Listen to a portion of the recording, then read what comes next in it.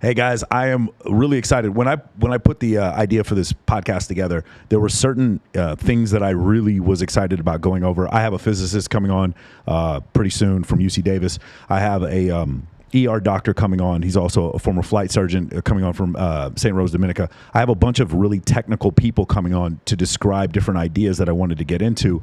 Today is one of those days, though, because we have a therapist who's coming on, and she's writing a book about narcissism. One of the fascinations I've had probably over the last decade is type B personality disorders. And that includes sociopathy, antisocial personality disorder, sociopathy, or borderline personality disorder, narcissism, or histrionic personality disorder. And it's one of these things where, you know, me living in Abu Dhabi, me living in Dallas, me living in San Antonio, Los Angeles, Las Vegas, Atlanta, all these different places, I would just notice certain people who had a ton of charisma and absolutely no ethical backbone whatsoever. And I always wondered, like, what is that? And a lot of times we make a mistake in understanding someone's a shitty person versus someone's actually has a neurological disorder. So I brought a specialist on today. She is a marriage and family counselor right here. This is Miss Jamie Lynn. How you doing today, Jamie? Hi, guys. Good. Thanks for having me. It's now, this is really interesting the way we met. So you're actually also a model. I met you at a photo shoot. Yes. Yeah. That was like so random. Yes, right? definitely was. We just kind of like started talking. Yes. And you're like, what do you do? And I was like, I'm a therapist. Yes. I don't know what I'm doing here. Well, I talked to you for about 30 seconds. I could tell she had a pretty high IQ. I asked her what she did. I didn't know if it was a nuclear physicist or what, but she turns out she's a marriage therapist. Now, if you see her and you realize that she's a marriage therapist, what's the first question you had? So Kindly Myers and I were at the photo shoot also, and we both asked her, we're like, what is it like for you being a marriage therapist? Yeah. Well, I mean, it's just like a regular job. It's just like anything else. I think most people probably wouldn't, like when I say therapist, what I always get is, oh, massage therapist. That's always kind of like the go-to what I get. And no, I'm actually like a licensed marriage and family therapist. And I think people are surprised by that because, you know, unfortunately they don't, attractiveness kind of disqualifies you from having like a position of authority. You, sometimes. not me, you. Definitely not me. So that was the first question because my friend Kindly, she's about to get married, and we talked about this.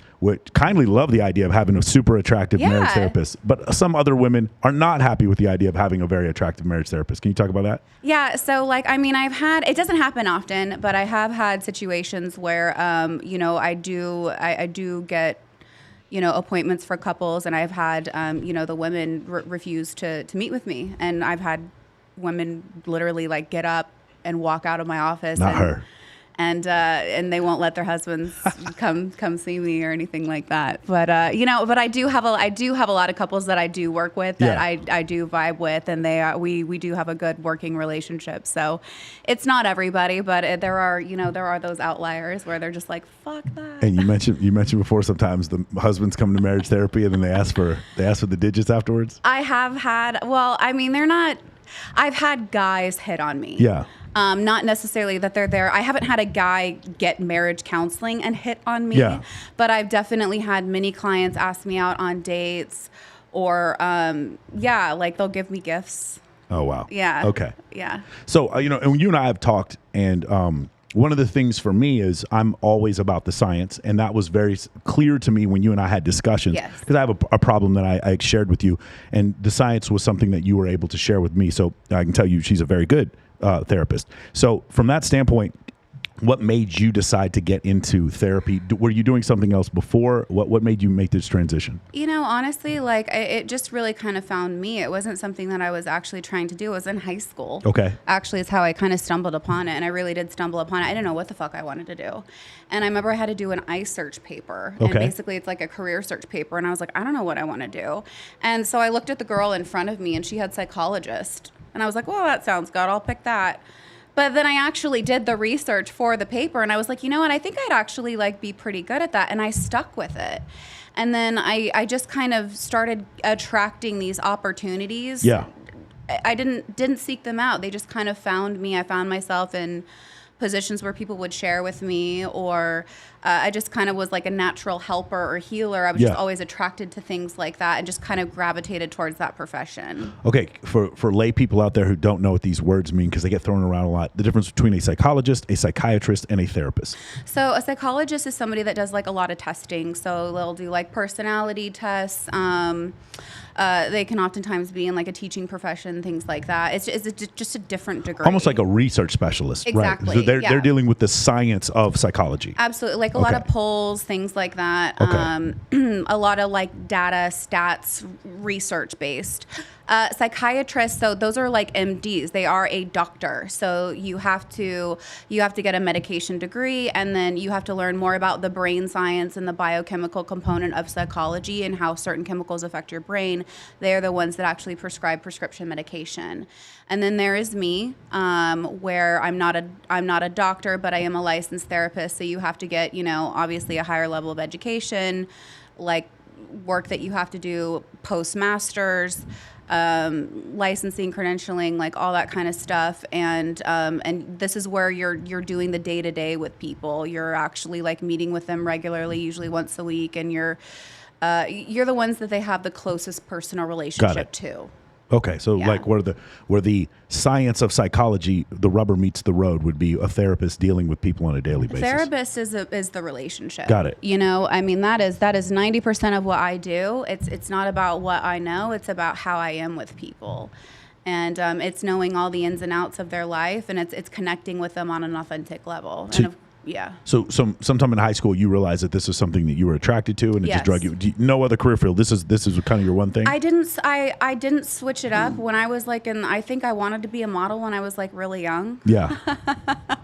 But no, like this is really kind of what I stuck with, and I wanted to be a speaker as well, and so I'm still on obviously that's something that I want to do more of, and I wanted to write a book, so I'm doing all of those things. So like Neil deGrasse Tyson would be a science educator for astronomy and physics. You want to be an educator for psychology. Absolutely, I want to do TED Talks. I want to make this stuff really like relatable, and I want to make it really simple because I think that we overcomplicate things. Yes. And it's just like, no, like we can really kind of break this stuff down and make it really applicable. Yeah. And like meaningful in people's lives. We don't have to overcomplicate it. Okay, so now you're bringing up a great point as far as like making it relatable. Yeah. So I don't have a degree in psychology. I have I studied physics and business in college, and I was a U.S. military officer. So I don't have any real background in this. I just read a lot of books about it. But the difference is, I have to deal with this regardless of whether or not I have an education. Yeah. I work in a this is just a theory of mine, and you can maybe disprove or prove my hypothesis. I have a belief that individuals who are low empathy individuals, and we'll talk about maybe they're borderline or maybe they're narcissists or maybe they're sociopaths. I believe these people are attracted to places like Los Angeles, Las Vegas, Absolutely. Miami, New York, Chicago. So whereas the average in the country may be, and it's of course this is a very difficult disorder. We're going to talk specifically right now about antisocial. This is a very difficult disorder to diagnose, so we don't know. I've seen anywhere between 4.2 and 3.3% of the population, and I've heard even numbers crazier than that, are sociopaths. But I believe in Las Vegas, we're talking 7, 8, maybe 9% of the population, which sounds insane when you think about it, 1 out of every 10 people. But when I go back and I think about it, the number of non-empathetic people I've met in this city, especially in Los Angeles, that sounds about right. So what do you think about the fact that people, and even someone who has borderline personality disorder, somebody like that being attracted to a place where there's high status and a lot of money? I think they're natural, I think they're naturally going to be attracted to places like that, like higher traffic places where they're going to be seen, places where they're going to be noticeable because it meets their needs. Yes. Those are qualities that are going to be attractive in those personality types. So you're naturally going to be more flooded and see that. Whereas like in a rural area, like you're not really going to see a ton of narcissists hanging out like in with the cows. You know what I mean? In Des Moines. Like that's not going to be attractive to them. They're not going to get that narcissistic supply in a place like that. They're not going to get the attention, the validation, all those things. But you go to a place like LA where there's celebrities and they can rub elbows with somebody famous, well, that feeds their needs. So they're going to be more drawn to places like that. So specifically what we'd be talking about is a narcissist being drawn to the modeling industry in Los Angeles, a sociopath being drawn to Wall Street in New York. Absolutely. Something like that would that changes the numbers. So now it's sort of, let's just say, and we've had some disagreements about this. I personally think that sociopathy is a genetic disorder. And that's just the things I've read. If it's normally distributed amongst the population, you're going to get higher numbers of these type of individuals, low empathy individuals, going to places Miami, New York, Atlanta, Dallas, Washington, or I'm sorry, New York or Chicago, or places where there's a lot of money, status, and good looks. And that's just something that I've noticed. So when you live in these big cities, you see a lot more of this, right? Absolutely. You're going to be more flooded with it. It's not going to be an accurate pool. Yeah. There's going to be an imbalance. Absolutely. And that's why I think, I hear so many people talk about dating in Vegas, Yeah. dating in LA, right? Like, it's fucking hard. Yeah. It really is, because it is a unique atmosphere. Yes. It is not your typical run-of-the-mill atmosphere. The jobs here, they're fucking model jobs. They're not regular jobs. Right. You know what I mean? So the standard changes, the personality changes, the people that are attracted to those positions, they're different. You have to have a certain level of, like, just character traits alone to even maintain a position like that. Yes. So like it totally changes the pool that you're picking from. And I think that is a big reason why it's so hard to find meaningful relationships in places like Vegas. Let's talk about that at the end, because I definitely want to talk about that, because like you said before, like the bussers in this city are male models. Like it's a really, like the receptionist at the plastic surgery clinic is one of the most beautiful women you've ever seen in your life. It's just a very different, you'll meet a paralegal who lives here who's like a stunning model, because there doesn't seem to be a middle class in Las Vegas. It's just like everybody here is just fantastically attractive. Gorgeous. Yeah. So now let's talk about, you specifically wanted to get, even though you're a marriage therapist, you wanted to specifically get into narcissism and specialize in that. Yes. If you feel comfortable, could you talk about your history, your personal experiences that led you down this path with narcissism? Yeah, so this is actually not, I think I mentioned this to you before, that I've actually never shared like my story or what happened to me. And I'm sure a lot of people kind of wonder, like, how did you get so good at this shit? Well, it's because I fucking had to survive it. That's why. Okay. So I didn't understand what was happening to me for a really long time. Most people don't know this, but I was married. So I'm a divorced, licensed marriage and family therapist. It happens to the best of us, So I really understand, like, how gut-wrenchingly painful that process can be. But I was with my ex-husband, and I was experiencing a lot of, like, psychological, like, abuse and manipulation, but I was very reactive to it. Okay. So, like, he would be doing, like, a lot of poking, and then I would have, like, an episode where I was like, meh. And then everybody would be like, look at her, she's fucking crazy. And I was like, yeah, I am crazy. Like, I feel crazy, like nobody else can see this. And I had went and got help, got like counseling, marriage counseling, to try to work on these things. And everybody just really kind of pegged me as the problem, because he just really kind of presented very well, which most narcissists do. If you gaslight somebody long enough.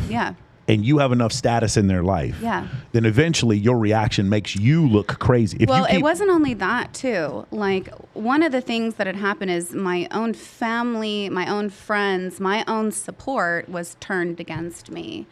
By him. Absolutely. Yeah. And it was a slow process. It wasn't something that was immediate. It was something that happened over the course of years. And I can maybe talk about very specific examples of very subtle, very subtle abuse that's very hard to recognize. So here's the thing. I want the subtle abuse, because again, if a man gets into a physical altercation with a woman and she has a black eye, this is something we can see and file a report. But a subtle, like we talked about this before, in family court, psychological abuse is not recognized like physical abuse is, but psychological abuse is just as damaging. Can you go into that?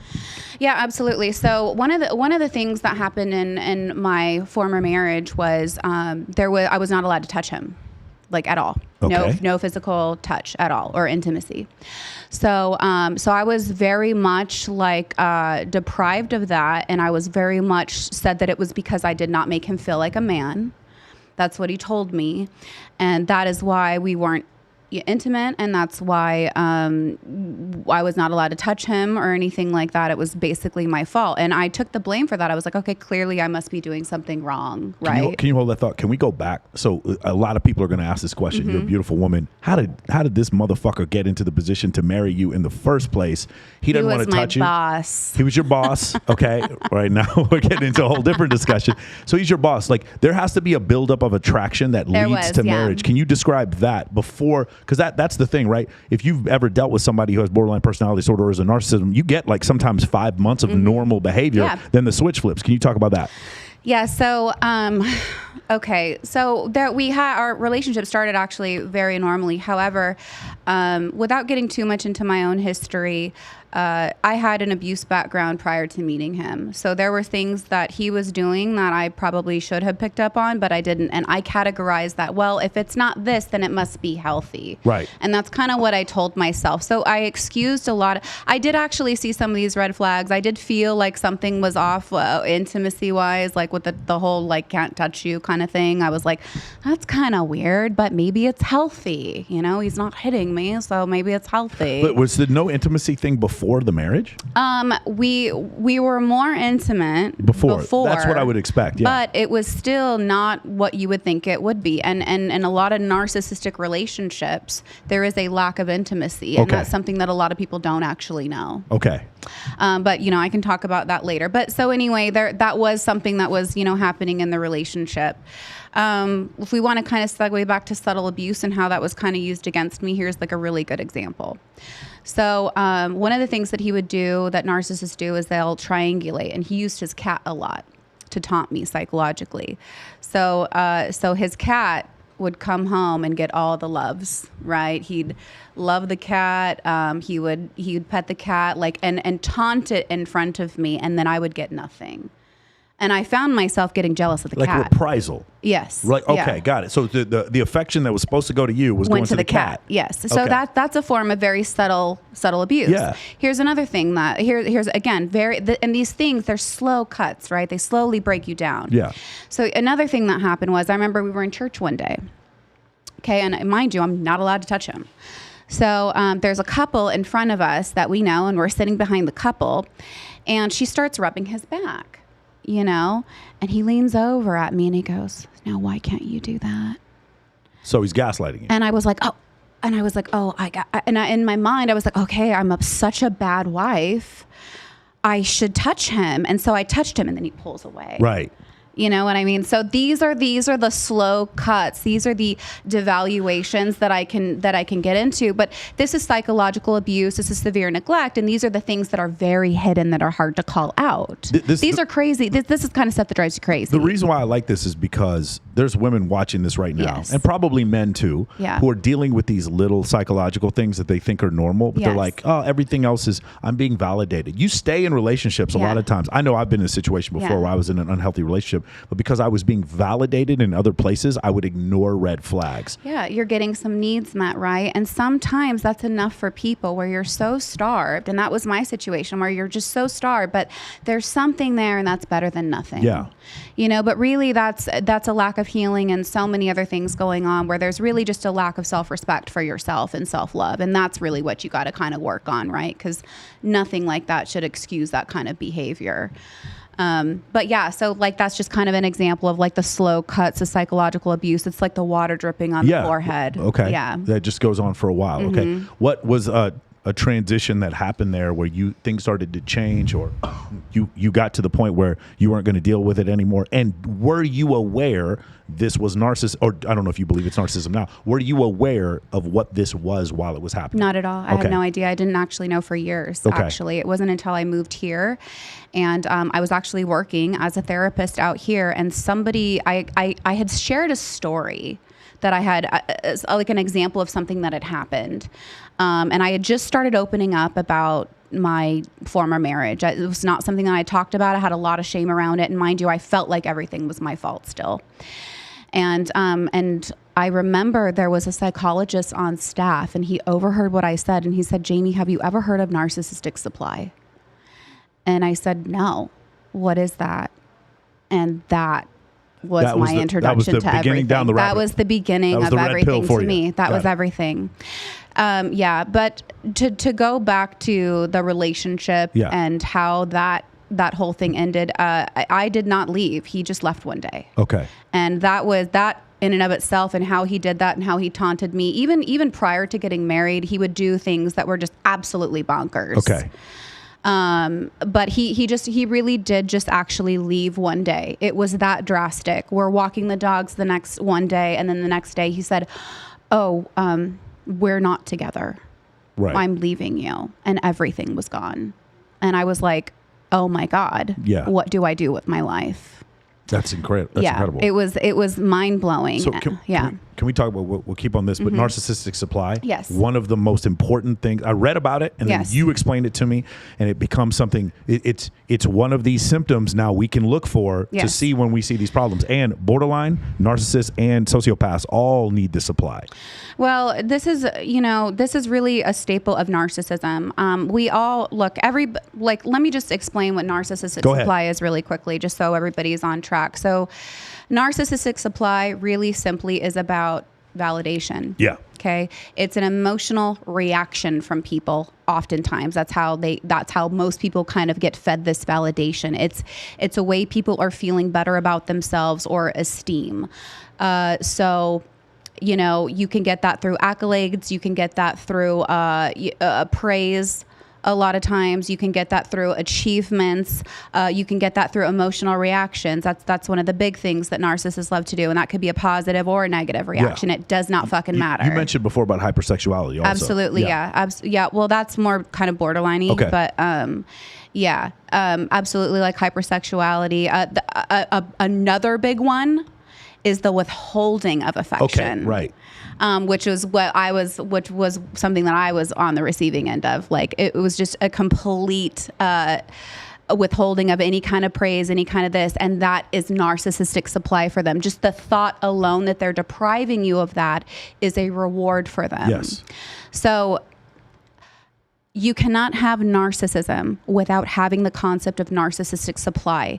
It is what fuels them. It is how they see the world. Everything, they don't look at you as a person. And that is probably one of the hardest things when I work with people for them to understand is that it's how a narcissist actually sees you. So you are an appliance. You are a microphone. Okay. I only need you if I'm going to talk into you. No empathy towards you. I have no attachment to you. I have no nothing. I only need you when I'm going to talk into you. And then when I'm not talking into you, I'm not thinking about you. I have no use for you. I'm going to set you down now. Okay. And so that's it. So you're just an appliance. You're only there to fulfill a purpose for them. Right. If you are not actually fulfilling a purpose, mainly narcissistic supply, there is no use for you. There is no attachment to you. There are no feelings for you. And people that are not narcissistic do not understand that that is how a narcissist sees you. They're like, well, how could they? I'm a person. I have feelings. I have this.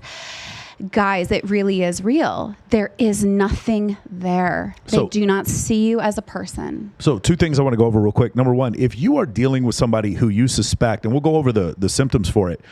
Her and I debate about all this, whether or not this person is borderline, whether this person is borderline, whether this person is a narcissist, whether this person is a sociopath. It doesn't matter. If you're dealing with somebody, and this is what Dr. Martha Stout, one of my favorite books ever, is called The Sociopath Next Door. She says if you give somebody 3 opportunities where they do something really bad to you and they don't even apologize or take any responsibility for it, give them 3, then get them the fuck out of your life. They might be a narcissist. They might be a sociopath. They might have borderline personality disorder, or they might just be a shitty person. Regardless, get them out of your life regardless, okay? You're not there to be a medical professional. People like that who are pathological as far as they're lying, you need to get them out of your life regardless, okay? That's the first thing we want to say to you. So we're going to have maybe a little upper level discussion because I had studied so much about antisocial personality disorder. I started seeing everyone is like that. She studied narcissism. She sees people more as from a narcissistic standpoint. It doesn't... In the end, no matter what we talk about, it doesn't matter. Go get help and get out of this situation. Here's the standard, guys. It's really not about a label, okay? Like, at the end of the day, it doesn't matter if they're a narcissist, if they're fucking borderline, or if they're just a fucking asshole. Like, you want to measure things on, is it healthy or is it not healthy?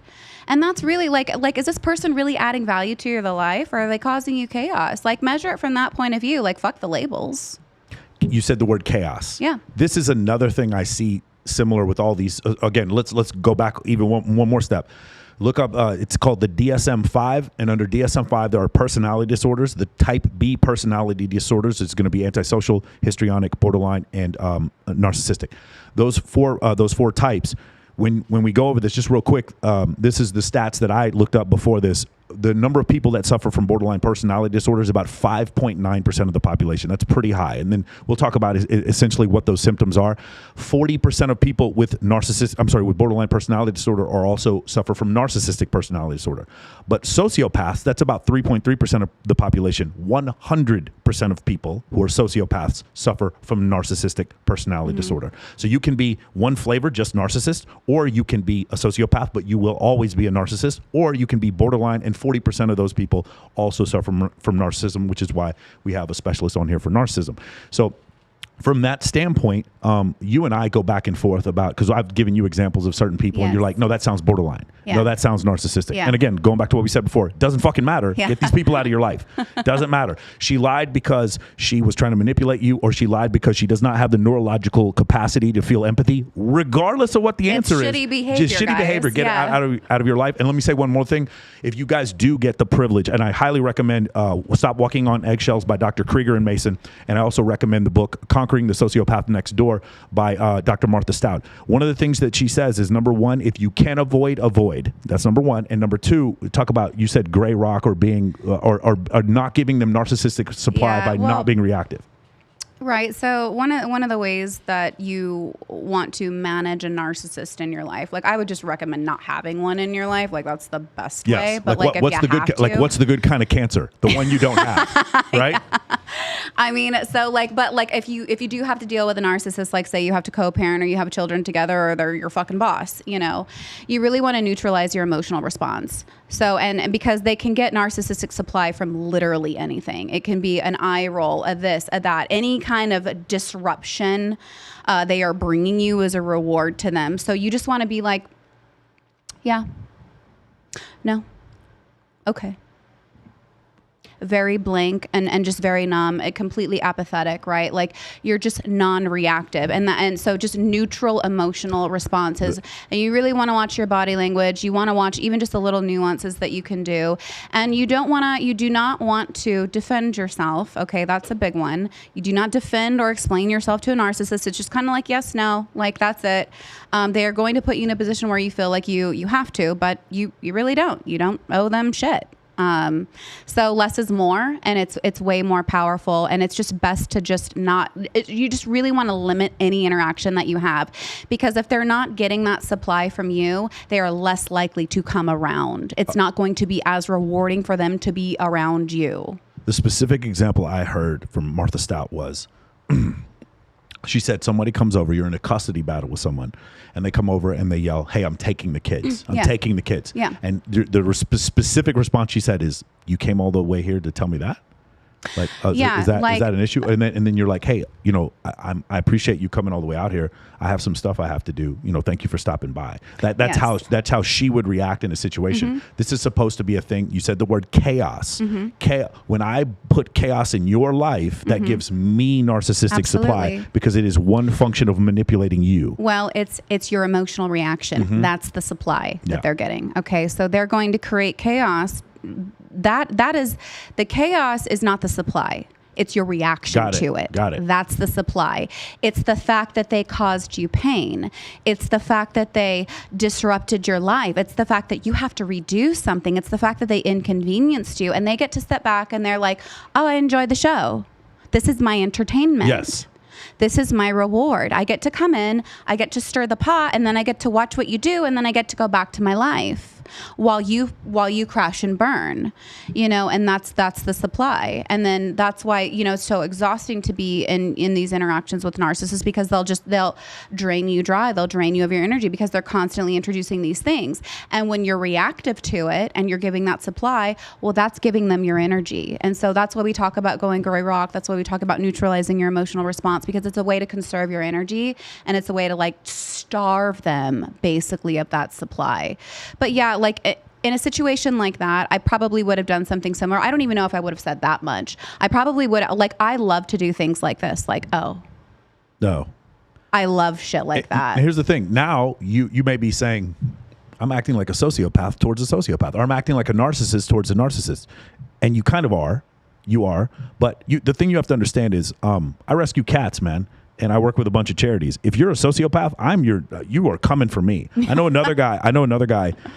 He was in a relationship with this girl. She just runs off, and turns out she has a family somewhere else. Like the whole thing was just made up. Yeah. And I knew another girl who was a psychopath who literally was attracted to this dude because she saw. Wait a second, I got a John here. I got a trick. I got a mark. You understand what I'm saying? people who are very empathetic, and I'm assuming you are, people who are very empathetic, we're the ones, I have the most supply to give. Yeah. You know, I'm going to give you the reaction. You ooze it. Well, see, there's certain traits that are very attractive qualities to narcissists. They're not drawn to everybody, guys. Right. And I could go off on this, but narcissism is a spectrum disorder. Like, everybody has narcissistic traits and tendencies, but there are certain things that will qualify you as a narcissist. There are certain markers that we look for. Everyone has some level of narcissism. Of course. Otherwise, you don't get up in the morning, you don't do your hair. Of course. But narcissistic personality disorder is different. Yeah. Narcissistic personality disorder is different, and being a narcissist are two different things. And there are different markers and traits and features that we look for that will qualify you as one or another. Same thing for an empath.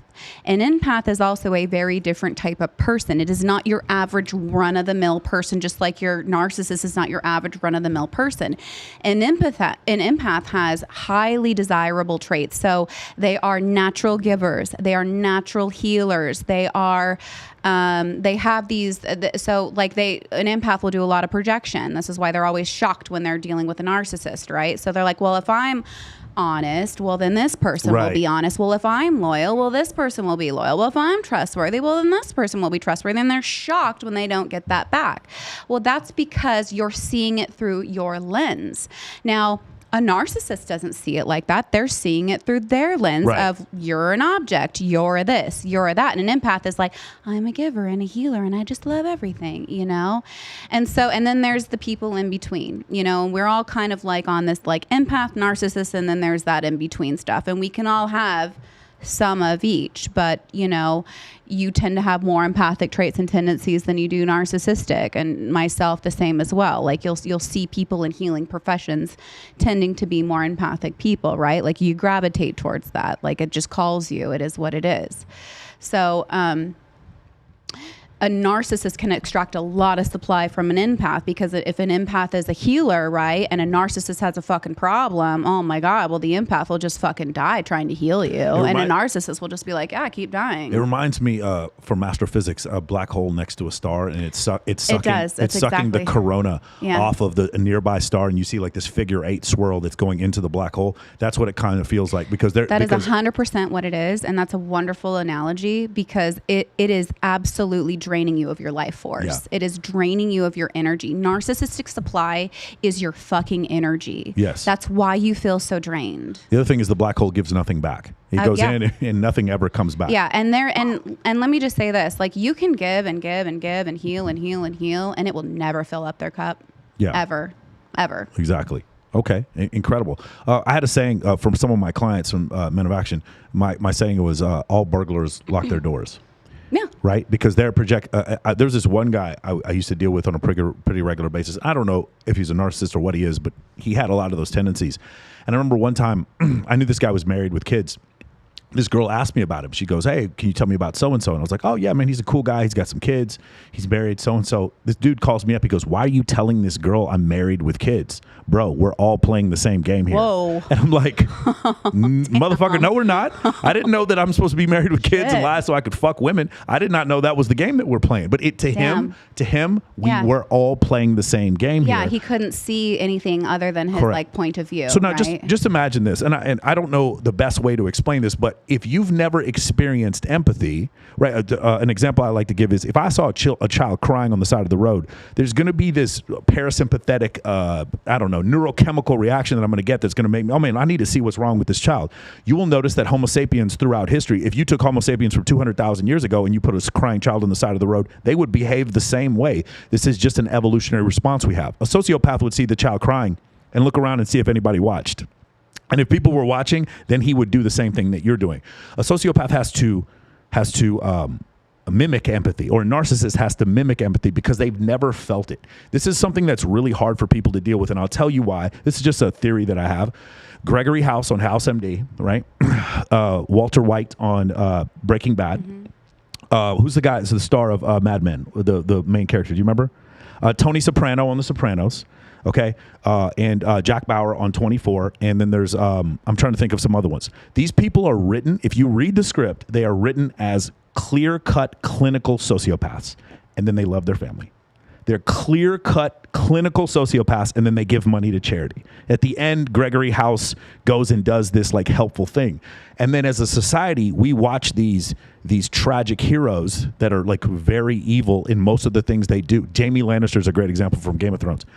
We see their behavior, and at the end they do this redeemable thing, and then we start thinking, oh, you know, my brother who's a sociopath, maybe we can fix him. Well, they do that to humanize them, right? Yeah. Part of that is entertainment, but it's also to like excuse bad behavior. I think it's dangerous. I think Tony Soprano, if he's a sociopath, does not love his wife and kids either. He doesn't love anyone. And so it becomes very confusing where it's like, because there is conditional sociopathy. We saw it in Vietnam where we looked at people who were the Viet Cong and we believed all these people who were innocent, every one of them did not have the right to live. We didn't even see them as people. There is conditional level where you completely lose empathy for a type of person, even though you're not a sociopath. That does happen. There's also, Martha Stout talks about this, about corporate sociopathy, where you have a situation where you have a corporation where no one in the corporation is a sociopath, but the corporation in and of itself is only interested in the shareholders. And because of that, there is no empathy or conscience in the behavior of the corporation. And so now you have a corporation behaving like a sociopath. Yeah. Does that make sense? Yeah. So that becomes a very interesting dichotomy. The thing is, one thing you guys have to understand, this is the second thing I wanted to bring up, and I forgot to think about it. In situations like her, you're going to get gaslit over and over again, and you're going to do crazy stuff. It's going to be a situation where you kind of roll your eyes at your girlfriend, and then she goes and fucks your brother. It's like, like what the fuck? And you tell your friends, and your friends are like, huh? There's no way that happened.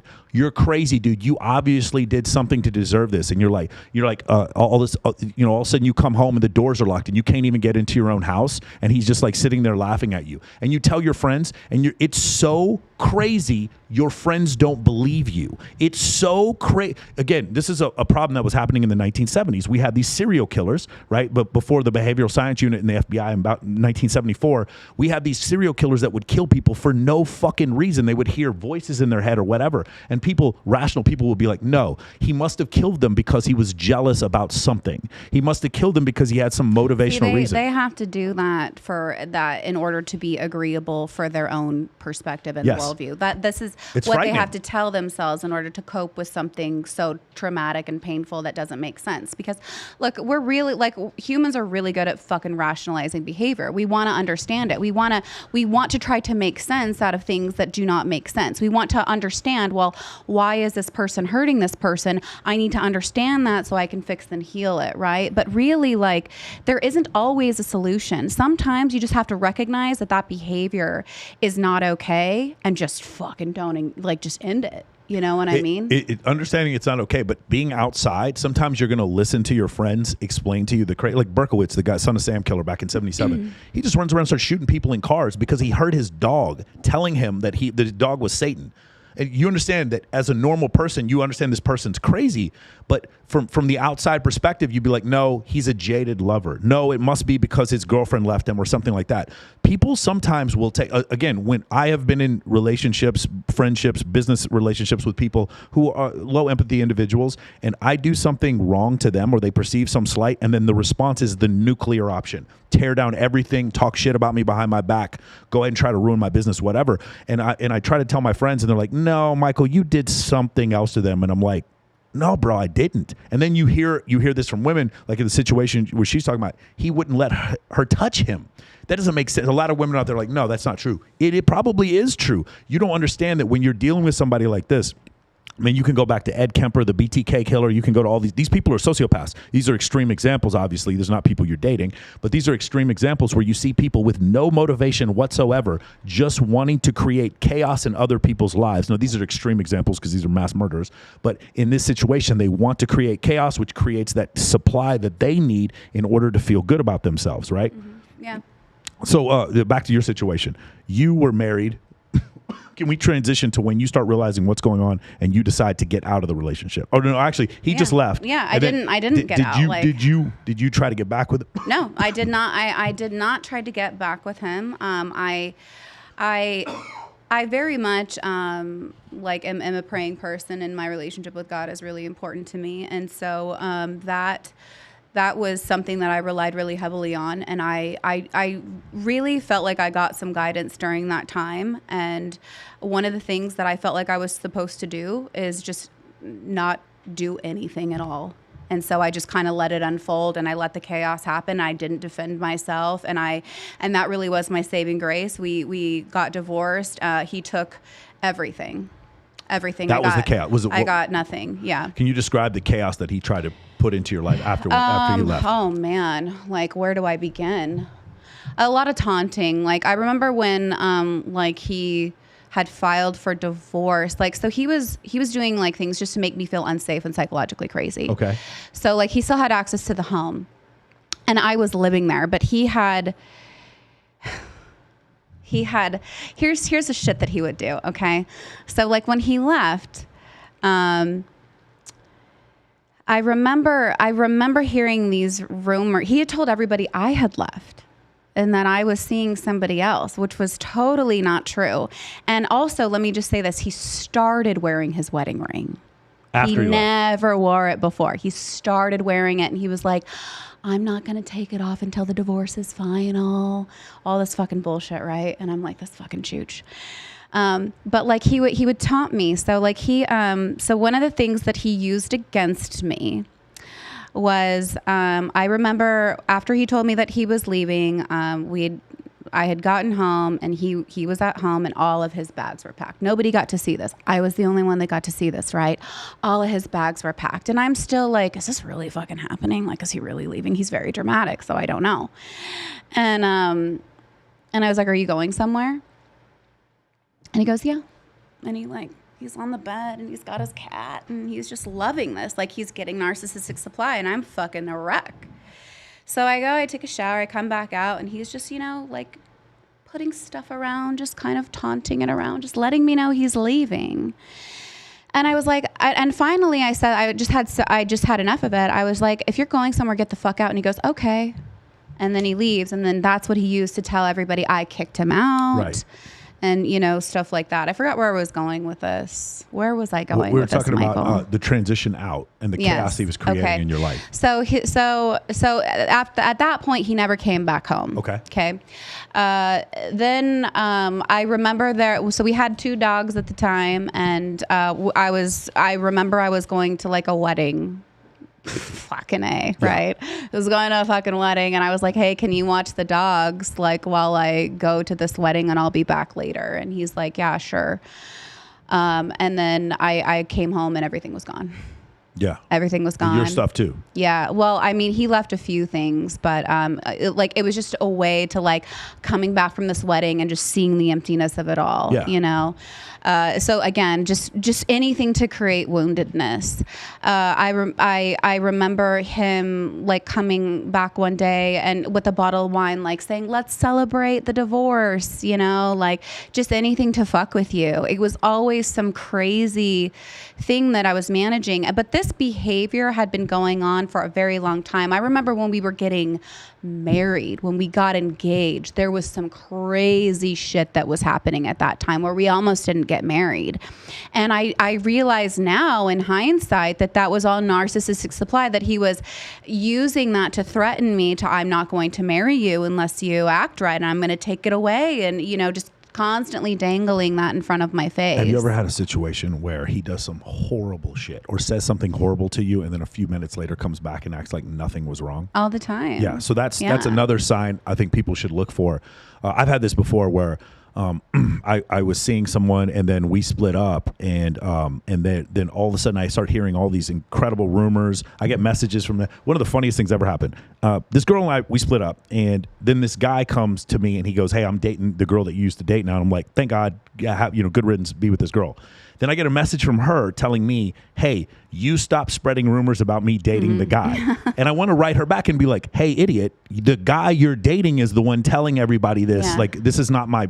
So I didn't even write her back. Yeah, you don't. There's no point. 7 weeks later, I throw a bikini competition or a beauty pageant. She shows up and acts like absolutely nothing happened. And then I start realizing, oh, okay, now I understand. This is how this works. Because in her mind, there's no emotional attachment. It's just supply. And now she's not getting the supply. She needs some more. So she'll show back up. You'll see this type of behavior. You'll have an individual who do something horrible to you, lie to your face, just cheat on you, steal money from you, anything like that, and come back to you and act like we just go back into normal modes of conversation. That's one of the symptoms And the here. reason that's presenting that way is because there's no empathy or remorse. Correct. Okay, that is a behavior trait that is characteristic of that. There is no I feel bad. There is not even a level.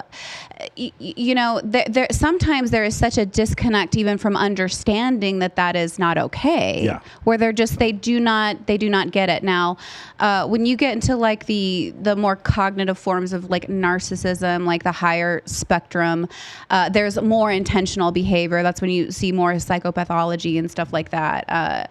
But like brute narcissism is very like fucking like meh, punched a hole in the wall. I'm mad. Right. It's not as calculated. Yeah, it's not premeditated. Mm-hmm. Okay.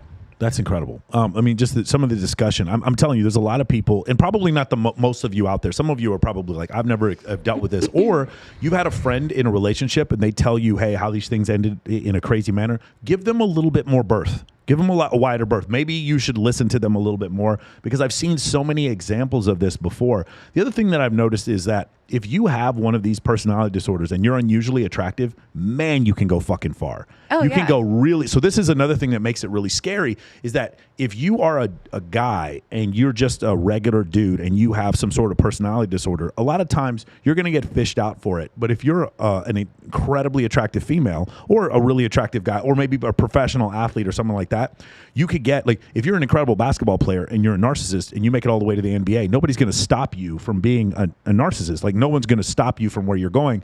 And so what I found is that if you have a like, I'll give an example. Marilyn Monroe had a diagnosed psychiatric disorder, and Marilyn Monroe's mother had the same psychiatric disorder, and Marilyn Monroe's grandmother had the same psychiatric disorder. And she still got all this work because she's a fantastically beautiful woman. A lot of times you're going to see that. You're going to be like, I don't understand how this person made it through life. And a lot of times it's because they're really attractive or have high status or some talent. Well, I think that can help. But one of the things that is very characteristic of narcissists is their charisma and their charm. Yes. They are very known for that. Like, one of the things that it's so important to demystify is how people get into relationships with fucking terrible people like this.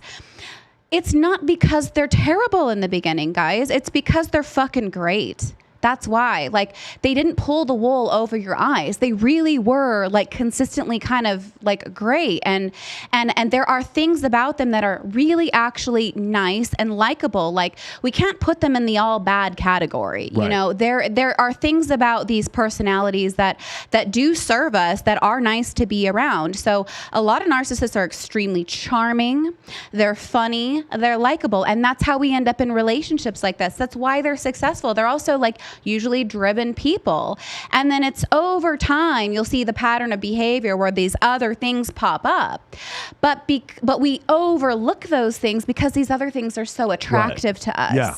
And that's why there's so much like leeway with stuff like this. And I have so many women and men come to me and they're like, they don't understand how their loved ones or how they themselves find themselves in relationships like this. And it's just like, well, it's because they're not all bad. Yes. You know, it's really not that simple. Like, people are complex, and there are desirable traits that make you feel good when you're around a narcissist, but that doesn't warrant the behavior, though. Right.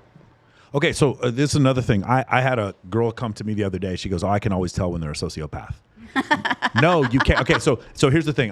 Every episode, I always bring up an example of evolutionary psychology. I say that anything that is pervasive amongst Homo sapiens has to exist somewhere in evolution. So now let's look at this. If you could tell someone's a sociopath, borderline, or narcissist, then that would no longer exist in the population. Yeah. Let me say that one more time. If there was some way to tell someone had a type B personality disorder just on the rip when you meet them, then no one would have a type B personality disorder, because we would lock these people up and we would not mate with them. Eventually those traits would be out of the existence. I'm just going to give a different example. She's talking about narcissism. One of my favorite books is The Murderer Next Door by David Buss. By the way, I recommend every book by David Buss. And he talks about where does sociopathy come from? I know we're talking about narcissism, but we're just specifically going to talk about sociopathy here just for a second. Why would something like this, where people have no empathy or remorse, have no impulse control, and have no inability to maintain friend groups, why would something like this exist in evolution? Why would evolution select for something like this? So just imagine about tribes of about 150 people. Let's go back 50,000 years ago. What would happen is you were mating with people in this tribe until it grew to a certain size, and then the tribe would bifurcate, and you'd have two tribes of about 150 people. You'll notice 150 is about the size of most military units. It's about the number of people. Some people say 115, some people say 150. It's somewhere around that area where after you get to that number, then you can't remember all the faces and names of people. So you have this tribe of about 150 people. And then there's another tribe of people that are a threat to you, and you have to survive. There's maybe 100,000 Homo sapiens on the planet. There had to be someone in your tribe who was willing to go to the other tribe and pick up rocks and smash people's heads while they were asleep and not have any nightmares about it. Yeah. There was an evolutionary necessity for individuals like that, and they have existed throughout history. Read about Cain and Abel. Read about Genghis Khan. Read about Adolf Hitler. Read about Joseph Stalin. These people were not new. They didn't come from nowhere. Joseph Stalin was not the leader of Russia, and he happened to be a sociopath. He was the leader of Russia because he was a sociopath. That's a lot of people don't understand. Adolf Hitler was not the leader of Germany, and he happened to be a sociopath. He was the leader of Germany because he was a sociopath. The excessive amounts of charm, the pathological lying. The ability to convince large like you have to be able to win people over, correct, guys. The big lie. To engage in this kind of behavior. You are winning people over. So there are qualities about you that are like highly desirable and favored. And we really kind of like undermine that, and we undermine that kind of influence and how powerful that is. And then we can kind of beat ourselves up about it. Like, how did I get fooled? Well, like, I don't know anybody in their right mind that would say, you know what, I would love to date a sociopath. Right. I would love to marry a narcissist. I would love to be exploited. I would love to feel like I'm crazy. Like, nobody fucking signs up for that. There's something bigger going on, guys. And we have to pay attention to that. So the point is, you can't tell. Yes. Do not be so arrogant. Tell. Don't be so arrogant to think that, but no, I know the difference. I have a feel. You know why? Because I'm a Libra or I'm a Virgo, so I can tell. I put my crystals near this guy and I burn some sage. This motherfucker's a sociopath. No, you know what? My cat didn't like him. Stop it. If it was easy enough to do that, they would have been natural selection would have removed them from the population. But it has not.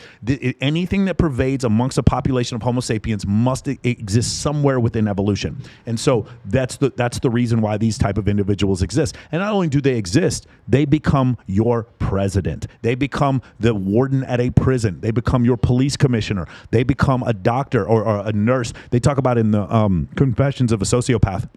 I forgot who the author was. They talk about people like nurses who were sociopaths because they got to boss people around. They had control over individuals. Sick clients. Yes, you know what sick I mean? clients. It's exactly. a way to have complete power and By the way, control. Yeah. Number one mass murderer of all time was a guy who worked in a hospice. He would basically just like bend the oxygen tubes for people. Guy killed like 70, 80 people. Some people say he killed 115 people. Anyway, so let's go back to this. So now we've talked about narcissism for a while. Can we talk about the other two type B personality disorders? Mm-hmm. We're not going to go over histrionic. If you want to look that up, you can. I don't know anyone with histrionic personality disorder. So we're going to talk about, first off, let's go over borderline. Okay. There's a lot of people with borderline. So borderline is really kind of more of like an attachment disorder. Like it's rooted in abandonment. That's kind of like one of the things that kind of set somebody up for being borderline. But some of the very distinguishing traits of borderline that I will look for is black and white thinking. So this is where somebody is all good or they are all bad. They you do something nice for them, you're fucking amazing and they love you and you're great and they're telling all their friends about you and they're making these Facebook posts about you, and then you forgot to take the trash out and now you're a piece of shit. You know, so it is that extreme. And then you can see a lot of like acting out. There's usually like self-harm that goes with borderline. And they usually engage in like more risk-taking behavior, whereas you don't really see that with like narcissists too much. So like the girl, you didn't text her back 12 seconds after she texts you. So now she's fucking somebody else. She's fucking somebody else. That would be borderline. That would be the term. The term they talk about, Mason and Krieger talk about, is splitting. For the black and white thing, they talk about splitting. Yeah, there is no there's an imbalance in thinking. So you really see very extreme swings, and you see extreme mood swings. So you can get what they call like borderline rage. Yeah. Right, where it's just kind of like they have trouble controlling their emotional reactions to things. It really could be the littlest thing, and that sets them on a bad course. But a lot of the stuff that comes up for borderline is abandonment. It's a fear of leaving. It's a love me, leave me thing. And look, these people are not. And when I talk about these things, I'm not saying, I don't look at things as good or bad or right or wrong. It's healthy or unhealthy. That's usually the standard that I'm trying to look for. So I'm not villainizing these people. I'm just giving you some tools to kind of look for that can maybe, help you determine what is what. And so they'll usually a lot of times with borderline is they will put you in a position to prove yourself to them. And that is a very temporary thing. You will oftentimes find yourself in situations where you have to prove your love to them constantly, prove that you won't leave them, prove your fidelity, prove your finances, prove your this, prove your that, prove your that. And then when you do that, they're okay. Yeah. Until they're not. And then the tests are sometimes completely unreasonable things. Like, I'm 2 hours late for a lunch and you didn't wait for me. Right. So like what they might tell themselves, and they don't like this. Mm-hmm. This is not something that they are trying to do oftentimes, whereas narcissism can be like very intentional a lot of times. Like there is a level of awareness, I think, with borderline where they recognize that this is not a desirable trait and they don't like being this way, but they do not have the emotional control or the emotional stability to behave in a different way. They constantly need that other person to self-regulate. And that's what they're doing. They're looking to somebody else to feel better. They're like, I need you to make me feel secure because I do not feel secure. You're 2 hours late. You're cheating on me. Prove to me that you're not. Okay, you're not great, but you also like, let me see your text. It's a constant thing. And you can often feel very very exhausted, very energy draining to be on the receiving end of borderline. But abandonment, black and white thinking, all or nothing, like those are the character defining traits. Tough time emotional regulation, very extreme ends of behavior. How about distortion? So one of the things they talk about in borderline is distortion. Like basically you feel you feel bad about somebody, and so you start spreading rumors about them, or you start trying to destroy their life through that type of chaos. I don't know too much about that. Yeah. I haven't worked with many borderlines that have distributed that character trait. Yeah. Usually it's the other stuff. Certainly that can happen, but I feel like that is more like look, if that did present, it's just again a way for them to self-regulate. It's a way for them to like your ex-husband saying you're the one who left him. That's what I mean. When I say distortion, I mean like that. Okay. Right? Yeah. I mean, like, for instance, I've been in a situation. So like, I was in a situation specifically where I was cheated on, and that person kept saying I was the one who cheated. Distortion like that. That's what I'm talking about. Okay, so delusional is what we would call that. But I think they're fully aware of the fact that they weren't cheated on. I think what they're telling other people so they can become a victim. Well, absolutely. So that's like a secondary gain. Yeah. Is what we would like refer to that as. Yeah. So like you're getting gain mm-hmm. or a reward, an intrinsic reward and validation from being victimized. So you're getting a reward from getting care from other people because you're so wounded. Yes, absolutely. That's more delusional than distortion. Okay. Is how I would define that as, where they are oftentimes believing their own lies, or they're actively engaging in something that is a lie, and there is no wrong attached to that. They would pass a polygraph if you put one on them because they've taught themselves to believe this lie. I don't even know if they believe it. It's just that it's so not an issue it wouldn't read. Got it. It just doesn't matter. They have no empathy, so the lying doesn't hurt them. It doesn't matter. Like, it's not even wrong. It's just like, even if there's a level of awareness where it's a lie, it wouldn't necessarily read because it's not going to have that biochemical reaction that a lie detector would pick up on. They're cool as a cucumber. There's nothing. There's not a problem. Can you the confusion between borderline personality disorder and bipolar? So bipolar is a mood disorder. Yeah. Okay. Borderline is a personality disorder. So there's type 1 and type 2 borderline personality disorders. And one of the main things that we use to define bipolar disorder is mania. So what we see with mania is we see a lot of like hyperactivity. We do see like more risk-taking behavior. So this would be like somebody taking a credit card and spending like 10 grand. Okay. This would be somebody disappearing for a week. This would be somebody like having 5 partners and, And there's certain time frames that this needs to meet. Okay. There are certain contingencies that we have to look for a period of time in order to define it as mania. Okay. So that would be bipolar 1 is you have to have a period of mania along with a depressive episode, a mood episode. So you're seeing a low, and then you're seeing a high, and that high needs to be maintained for a specific period of time. How short or long can these cycles be? Well, for mania, I believe you have to have it for, I think you have to have that present for, I would say like, I don't know if that's hypomania is 5 days. I think hypomania is 5 days. It might be a week. Somebody might have to do a fact check on that because I can't think of it right now. Yeah. But it's a period of mania that I'm totally blanking on. Yeah. Along with a depressive episode, and that's bipolar 1. Bipolar 2 is a less severe type of mania that we call hypomania. So you're not going to see as high of a highs, but you're still going to see very like risk-taking behavior. You might see like self-harm. You could see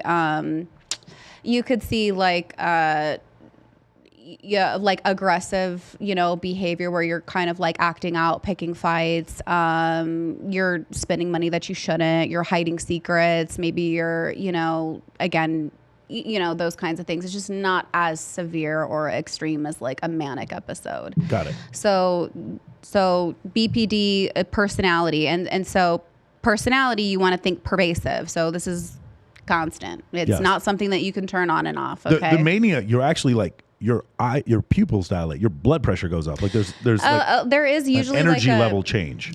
Yes, that's a good way to describe it. Yeah. You're very up. So with mania, a lot of times you may be like hyperactive, so you don't need as much sleep. That's one of the things that you can see with mania. Maybe you stop eating, or you're eating a lot. You're binge eating, right? Like you're seeing these big fluxes in behavior. Like it is outside the normal scope of things. It is outside of what most people would reasonably respond to. Outside one standard deviation of normal behavior. Yes. So that, again, one more time, just because we're confusing the two. Bipolar would have mania attached. Mm-hmm. Borderline personality disorder is pervasive. It's all the time, and it's not necessarily going to raise your blood pressure. It's a personality disorder. Yeah, it's pervasive. So it's a pattern. It's a pattern of behavior. It's consistent. You can't turn it on. You can't turn it off. You can't like not be borderline. Okay, like whereas like with these mood disorders, you might have periods of normal mood. Yeah. Okay. But say you're having a low and you're having a high, like you only need one episode of mania, and then you can have a depressive episode for 6 months and still be considered bipolar. If you meet that mania criteria, you're bipolar 1. The other thing is there is medication for bipolar disorder, but not for borderline. They do try to treat borderline with like bipolar medication. Mm-hmm. Again, this is not what I am an expert in. I am not a psychiatrist, and I don't prescribe medication, but they do tend to treat BPD with some of the mood disorder stuff, because there can obviously be like co-occurring disorders with that. And there's like a run over of symptoms, which, it can be very manageable, but a lot of bipolar disorder is very very manageable through medication, and these are behavior traits that are very uncomfortable for people that are, bipolar 1, bipolar 2. And then they're hard for extended friends and family to be around. Like most of the time, these people recognize that it is causing them distress. Yeah. Okay. And that's really good. That's really important actually to have that as a criteria and that level of self-awareness, because when you're aware of something, you can really do something about it. You can transcend With narcissism, you can't be aware of it. It's depends. Okay. With NPD, yes, there is a level of awareness. With narcissism, there's absolutely not. Okay. There's no level of awareness. There's no fucking problem. And what you said, but you told me this before. People Yes. with narcissism are going to come to you for treatment. They're not. I'm never going to see a narcissist in my office. Because they don't think they have a Never. problem. There's no problem. You guys, any of you watch Game of Thrones, if you remember the scene where Tywin Lannister, for those of you who don't worry about this, but Tywin Lannister tells Jaime, he goes, the lion does not concern itself with the opinions of the sheep. That's how a lot of times sociopaths and narcissists look at the rest of the people who are empaths. I'm a lion. You're a sheep. I don't have a disorder. You have the disorder of empathy for giving a fuck about what other people say, and I don't care. So they think that they're higher. They think that they're the next evolution of people. Yeah, so there's a difference between narcissistic personality disorder and then narcissism. So the DSM defines narcissistic personality disorder. Again, it's a pervasive personality disorder, but the key characteristic that makes it different from narcissism is that person they have all the narcissistic traits and tendencies. So they have a sense of superiority, grandiosity, an elevated sense of self, the need for external validation from other people, a sense of deserving the best, right? Like these are those character traits. There's many more, but those are just a few to just kind of help you like typecast it. So somebody with NPD is going to have all of those things. However, they're going to have this one difference that it is causing them an impairment in their life in some way. That could be socially. That could be occupationally. They recognize that there is something happening with these character traits that is causing them internal distress or social or occupational distress. And that is how they measure it. And if somebody if somebody has those traits and they can recognize that there's something about that causes them distress, that is now NPD, okay? Somebody with narcissism does not view narcissism as being a problem in their life at all. It is something that is amazing, right? There is no problem because they are above a problem. They can't recognize that there's a problem. There's no introspection there. There's no internal distress. So if there's no internal distress or outside distress, then that is narcissistic. So I hope I cleared that up. Yeah. No, that makes a lot more sense. That's terrific. Now, there are treatments for borderline personality disorder. There are people who have actually said that they've been cured of it. Yes. Because again, it goes back to the longing and you need the abandonment issue. I really do think that there's a lot of hope for, these. Look, everybody's got fucking something. Yeah. You know what I mean? Like we all have a level of unhealthy to us, for sure. And so it's just kind of like, all right, well, what's your shit and what do you want to do about it? Like some people don't want to work on it. Like I commend anybody that is able to take a really like a hard look at themselves and say like, okay, like, you know what? I don't like this about myself. I can recognize that I'm doing this. And I'm going to work on it. It doesn't mean that you have to be perfect. It's just like you're committed to improving, right? Like that's a beautiful thing. And so there is treatment out there for BPD. There is treatment out there for bipolar. Not a lot of treatment for narcissism. Okay, so that was the next thing I was saying. It is kind of difficult. Now, ready? Let's talk about the fun one. The fun one that everybody wants to talk about. Sociopath, psychopath, antisocial personality disorder. As far as the DSM is concerned, they are the same thing. So a lot of people are like, no. This person's not a psychopath, they're a sociopath. You thought the one was genetic and the other? I make a little bit of like a, again, this is not something I'm an expert at, but like some of the research that I've been listening to is they make a distinction between psychopath and sociopath, and the difference is just biological. So they're saying a sociopath is something environmental, so it's like a nature nurture. It's like more how you're raised, and then a psychopath is like biochemical. It's you just do not have that chemical component. You just did not grow up with that, and so and each one of those is under the category in the DSM of antisocial personality disorder. Okay, so this is also a misnomer because I know a lot of people who are very antisocial and they're like, I think I have antisocial personality disorder. It should be called antisocial personality disorder, but we call it antisocial.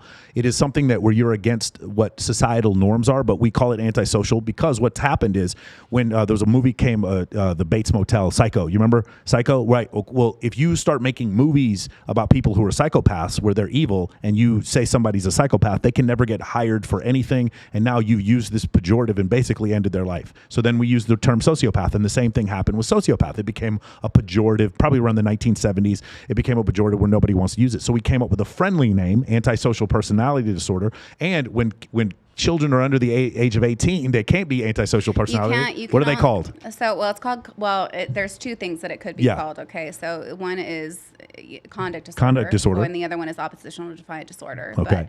So like what you have to do is you have to meet certain criteria to get these kind of like markers. So in order to be diagnosed with antisocial personality disorder, you can only diagnose an adult with that. Because developmentally there are criteria that the DSM But you also know logically that's ridiculous, right? A 17-year-old can be a mass murderer. There have been several. So like I'm just saying according to the DSM, of course, it's not something that we would be able to diagnose with somebody. But one of the things that you must have this in order to be diagnosed with antisocial personality disorder at 18. You have to have a history of conduct disorder. Okay. Which has to be diagnosed prior to the age of 15. Okay. Okay.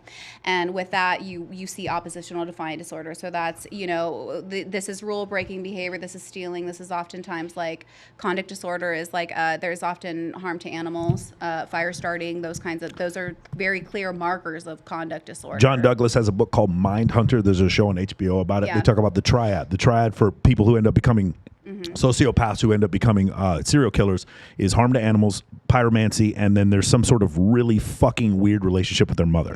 It's something like that, or latent homosexuality. That's what they said, not me, but that's what they talk about in that book in Mindhunter. Yeah, those are very clear markers that must be present in order to get a diagnosis like that. And I don't see too much of that. Like those are kind of like hard to. Those markers are kind of hard to make, but like when they're there, they're there. You know what I mean? So from my understanding, it is a lack of impulse control, a lack of empathy, remorse, an inability to maintain friend groups. There's always there's a defiance with authority. That's the big one. Defiance with authority. That is the which is major, where the antisocial comes from. Absolutely. Yeah. So the big one is the rule breaking behavior. Yes. It's going against societal norms. It's fire starting. It's a harm to animals, and it's a defiance of authority. Like those are the big three. And also the pathological lying. Yeah, I mean that just kind of goes without. It seems to go with all of them. Actually. Yeah, I mean they're just they're gonna lie. They're not gonna be like honest. Do you what experience do you have either academically or anecdotally with sociopaths? Do you have any? Well, I believe I have met one. Mm-hmm. Yes, I believe I have met a sociopath. In fact, I have said this and mark my words. I was like, they're going to interview me on Dateline one day about him. Yeah, you think so? 100%. Tell me who it is. I don't want to tell you. Okay, you don't want to tell me. I could tell you after. I'm not going to say it here. But I have said this like after I was like 100%. Dateline is going to interview me about this guy, and they're going to be like, "Did you know?" And I'm going to be like, "Yeah." I did, and nobody listened to me. Again, so now here's the thing. Now, her and I debate. I put a person A in front of her, and we have a debate sometimes. Is this person a sociopath, or is this person borderline, or is this person a narcissist? And the main thing, let me bring this back to us, right? You know what they say, if you're having thoughts of hurting yourself, hang up the phone and call 911. This is the same type of situation, right? If you're having thoughts where you don't know if this person's borderline or a narcissist or a sociopath, get the fuck away. Yeah. This is ready. If it's ticking that box where you're just kind of like that's enough, guys. Yeah. Like that's enough to be like, oh, like I'm trying to put this person into a narcissist or a sociopath or whatever, like that should be a fucking deal breaker. I don't know about you. You know what I mean? Like I don't really need to stick around to figure it out. Like I just need to know that that's not for me. I'm curious, these people with these personality disorders interacting with each other. I've seen situations, like especially financial situations with sociopaths dealing with sociopaths. Yeah. What do you have any input on that? Because I've seen it where I've seen couples where I'm fairly certain one of them's a narcissist, at least both of them are, and one of them's a sociopath. I have seen couples, especially like being in LA or whatever, like.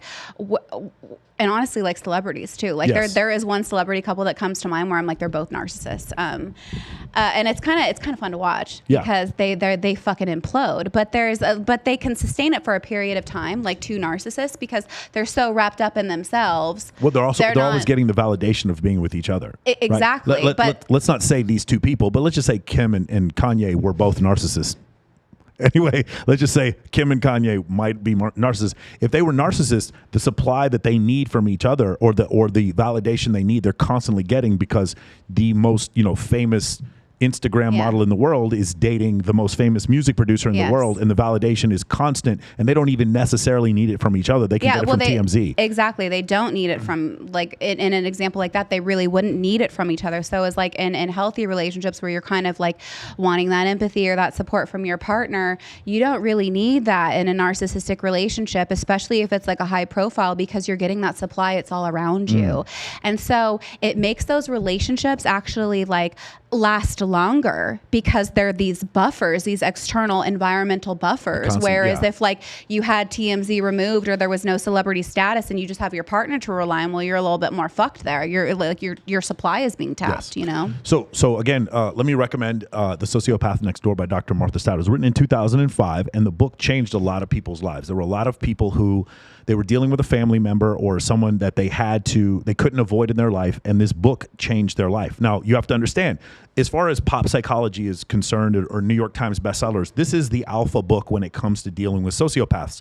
So now she writes another book in 2020. And does anyone want to guess what happens to the ratings on that book whenever that happens? Do you want to take a guess? Well, I think we talked about this on the live, right? One of the most shocking things I've ever seen. So I go to read her second book, which is called Conquering the Sociopath Next Door, and it was written 15 years later. And I read the reviews, and they are shit. People are writing horrible, horrible things about this book, and I'm like, Martha Stout's a fantastic author. I can't believe this book would be terrible. I'm going to take a chance and read this book, and guess what? Everything in those critical reviews, none of that shit was in the book. It was completely made up. And then I started thinking, holy shit, it is sociopaths writing bad reviews about a book about sociopaths. It's absolutely incredible, which, by the way, guess what's going to happen in the comment section for this YouTube video? I guarantee you there's going to be haters in there talking about, oh, those people don't know anything about what they're talking about. They're both narcissists. Like, that's what's going to happen, because again, like when we are bringing light to their again, I could give zero fucks, honestly. Right. But the thing you have to understand is, if you're a sociopath, you might not know you're a sociopath, or you might not even know that word, but you know you're a little different. You know that other people seem to give a fuck about things that you don't? Not necessarily. You don't know? No. So I have not necessarily, and this is part of that spectrum stuff. So one of the things that happens with, again, I'm going to go back to narcissism, but I think it can also apply with antisocial. So like, there's a level of awareness, a cognitive level of awareness that I think is really important to consider. And that makes something either very intentional or reactive. Okay. So with narcissism, a lot of times you'll see, like Donald Trump is a really good example. Like, he's a fucking narcissist, but he's what I would call like lower functioning, honestly.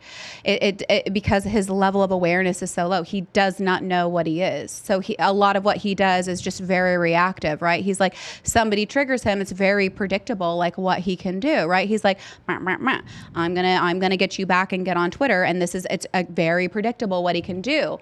But you take somebody like a Ted Bundy, okay, that has a higher level of awareness, that has more emotional control, and their behavior is much more calculated, and it can be much more dangerous, and that can present more covert, whereas Donald Trump's narcissism is very like fucking in your face, very easy to see, you know. And then you take somebody like maybe like my ex or something like that, very hidden, very covert, very well planned, right, very calculated. So like this is part of that spectrum, level of awareness, cognitive, your ability, your level of cognitive functioning is a huge component when you talk about these personality disorders, because not everybody knows what they are, but some people do.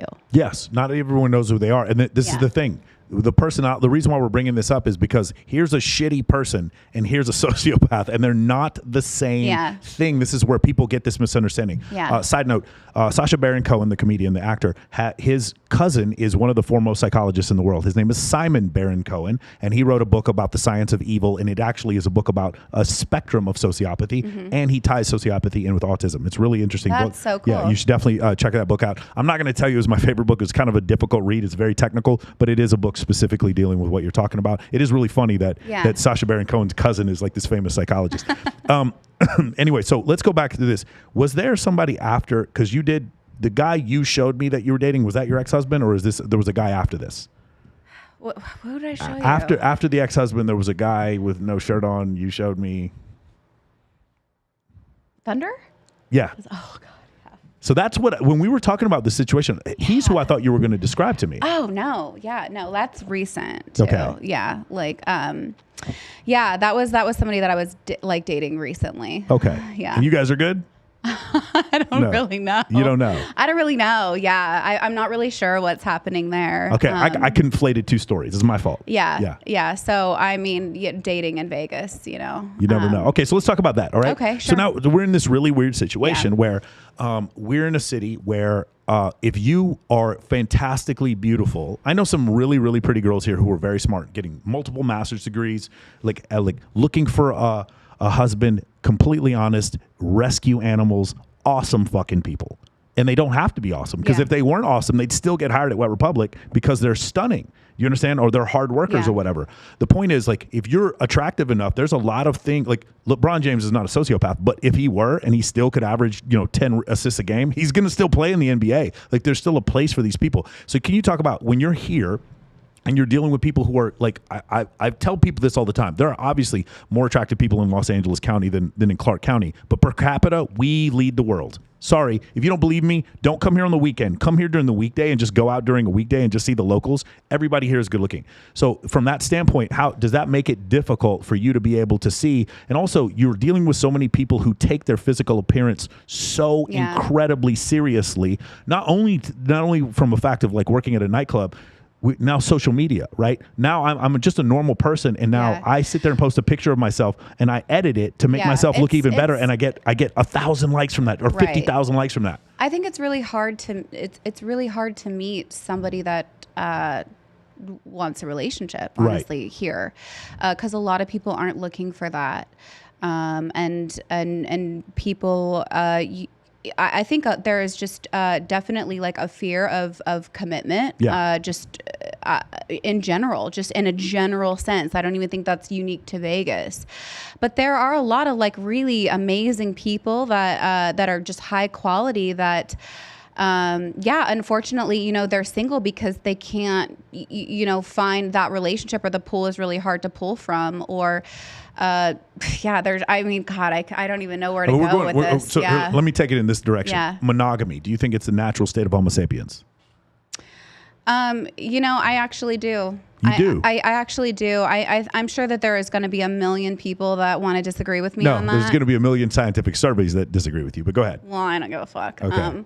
I guess I'm just kind of old school when it comes to something like that. I believe monogamy is what is natural state for you. I believe that. But I don't, Homo sapien, I'm talking about the 300,000 years of Homo sapien experience. You think monogamy is the natural state? Maybe it didn't start that way. I don't believe that it started that way. I think that... You think it's that way now?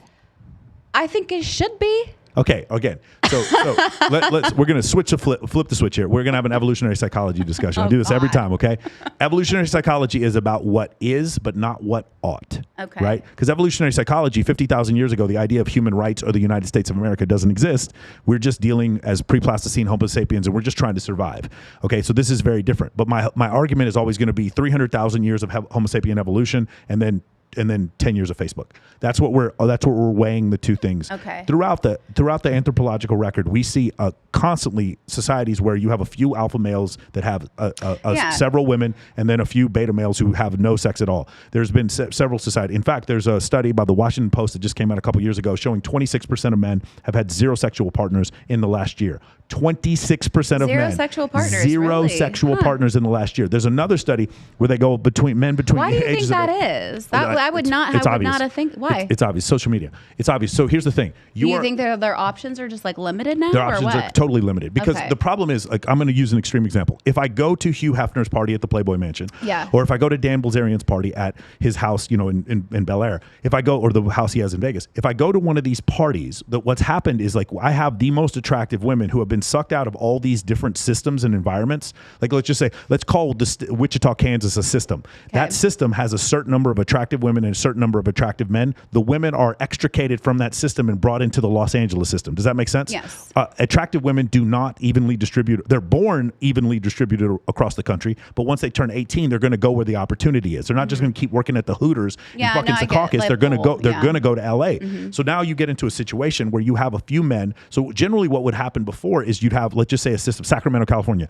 In that system, in that group of people, the doctors with the most money and the nice car might get the prettier prettier girl, or the guy who's more charismatic, or the better looking guy might get the prettier girl. But what's happened now is Justin Timberlake is not just showing himself to a few of his friends, he's showing himself to every woman in the entire world. And now he's going to have I'm going to a party.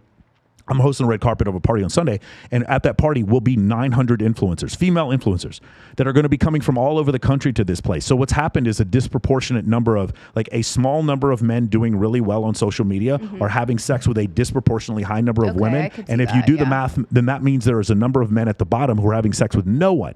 And anecdotally, through talking to some of my clients and from the studies that I've seen, the numbers are like, we're going to very quickly get to a point where men over the age of 18, from the time they're 18 to 30, a third of them will have 0 sexual partners. Right now, if 26% of men are not have not had sex within the last year, we're going to get to the point where 44% of men have had 1 sexual partner in the last year, and maybe 1 time. And this is happening over and over again, because what's happened is whenever I say this to women, they're always like, really? You think that's the case? Because you are surrounded, you are an attractive woman, you understand the men who are going to come around you are the best men I'm trying to think of the best way to explain this. The men that get you on the first date are the ones who are really good at getting you on the first date. Does that make sense? Yeah. The guy who's really good on the first date is the last guy you want to date. The reason why he's really good at first dates is because this motherfucker goes on dates. He goes on dates all the time. But like I have a friend of mine, CJ Sparks, she was here one time and she was sitting there talking to me. She's like, I don't know why it's hard for me sometimes to find a guy. And I'm like, and we're about to walk into Palladium for the Maxim party. And I'm like, the guy, your dream guy, he can't get into the fucking Maxim party. Yeah. He doesn't know how to get into the Playboy Mansion. He doesn't know. He's not. But when we're in there, you're going to meet a bunch of tall, wealthy men who are going to say whatever the fuck. They know whatever the fuck they got to say to get you in bed or to at least get you tempted. They're so good. So now you consider this. So I gave this example before. If I'm I'm Justin Timberlake, and I meet a girl who really likes me, and I genuinely have a connection with her, and she goes to the bathroom, these big titty strippers are going to walk in and just physically push her out of the way to where all the stimulus in my life is just, I don't know what to believe or what's real. Do you understand what I'm saying? Well, it's the same situation. You're an attractive woman who lives in Los Angeles or Las Vegas. The guy is like the greatest guy you've ever met. He comes up and talks to you, but the problem is the next 2 guys who come up and talk to you are 6'5" male strippers who take steroids, and you can't tell. You can't. They're like 6'5", like they're so good looking, and it's so distracting. And like you're like, oh man, that guy's so great, but I might go home with him tonight. Like you don't know. Do you understand what I'm saying? I do. I do actually see that, and it really is like it's fuck yeah. It's you're right. Like I totally agree with you. And those guys are going to have that experience to pull from. And that's why they're good at what they do. And that's why they're like, because clearly it works for them and they know what works. The man of your dreams he's never been to Nobu. Yeah. He's going to pull up in whatever convenient, like practical car he's got. He's going to stutter when he's on the date with you because you're the prettiest girl he's ever gone out with. He's going to worship the fucking ground you're walking. Yeah. And the guy who's wrong for you is going to pull up in the fucking rented Lambo. He's going to drive that motherfucker like a horse. He's going to get you in the car. He's going to pull up. He knows with the valet. He gives the valet money. Valet knows his name. Oh, thank you, Mr. Soar. Thank you, Mr. Smith. He's going to go into the restaurant. He's going to take you into Nobu. The chef's going to come out and be like, oh, Mr. Smith, it's so great to have you. Who is this incredible woman that you're with? And the whole time you're like, oh my God, this guy's my dream guy. No, this guy's acting a play. This is a 3-act play that he's done 1 million times before. And so as a female, you're confused and you just don't understand that. Like I hear women all the time tell me, oh, I can't meet a great guy. And I could introduce them to great guys and just yawn. That like, I'm not interested in this guy. The thing is for women, if you don't believe me that 26% of men aren't having sex, take a second. Let's go to Walmart. Walk all the way around the Walmart and start noticing not the men you find attractive, but every single man in there. And then you tell me who's having sex with them.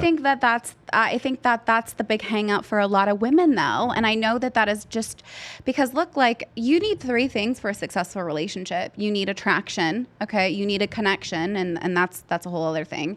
And then you need alignment. You need those 3 things. But with women, really crazy. I say the same thing. So it's attraction, comfort, and then logistics. That's what I say for that. But you're saying attraction, connection, and alignment. Yes. I think it's there's the semantics. Those are the same 3 things. So like, but the thing that with women is that it is really like a lot, especially like a lot of the women that I talk to, the thing that overrides and gets gets them off on the wrong foot is fucking attraction. Yeah.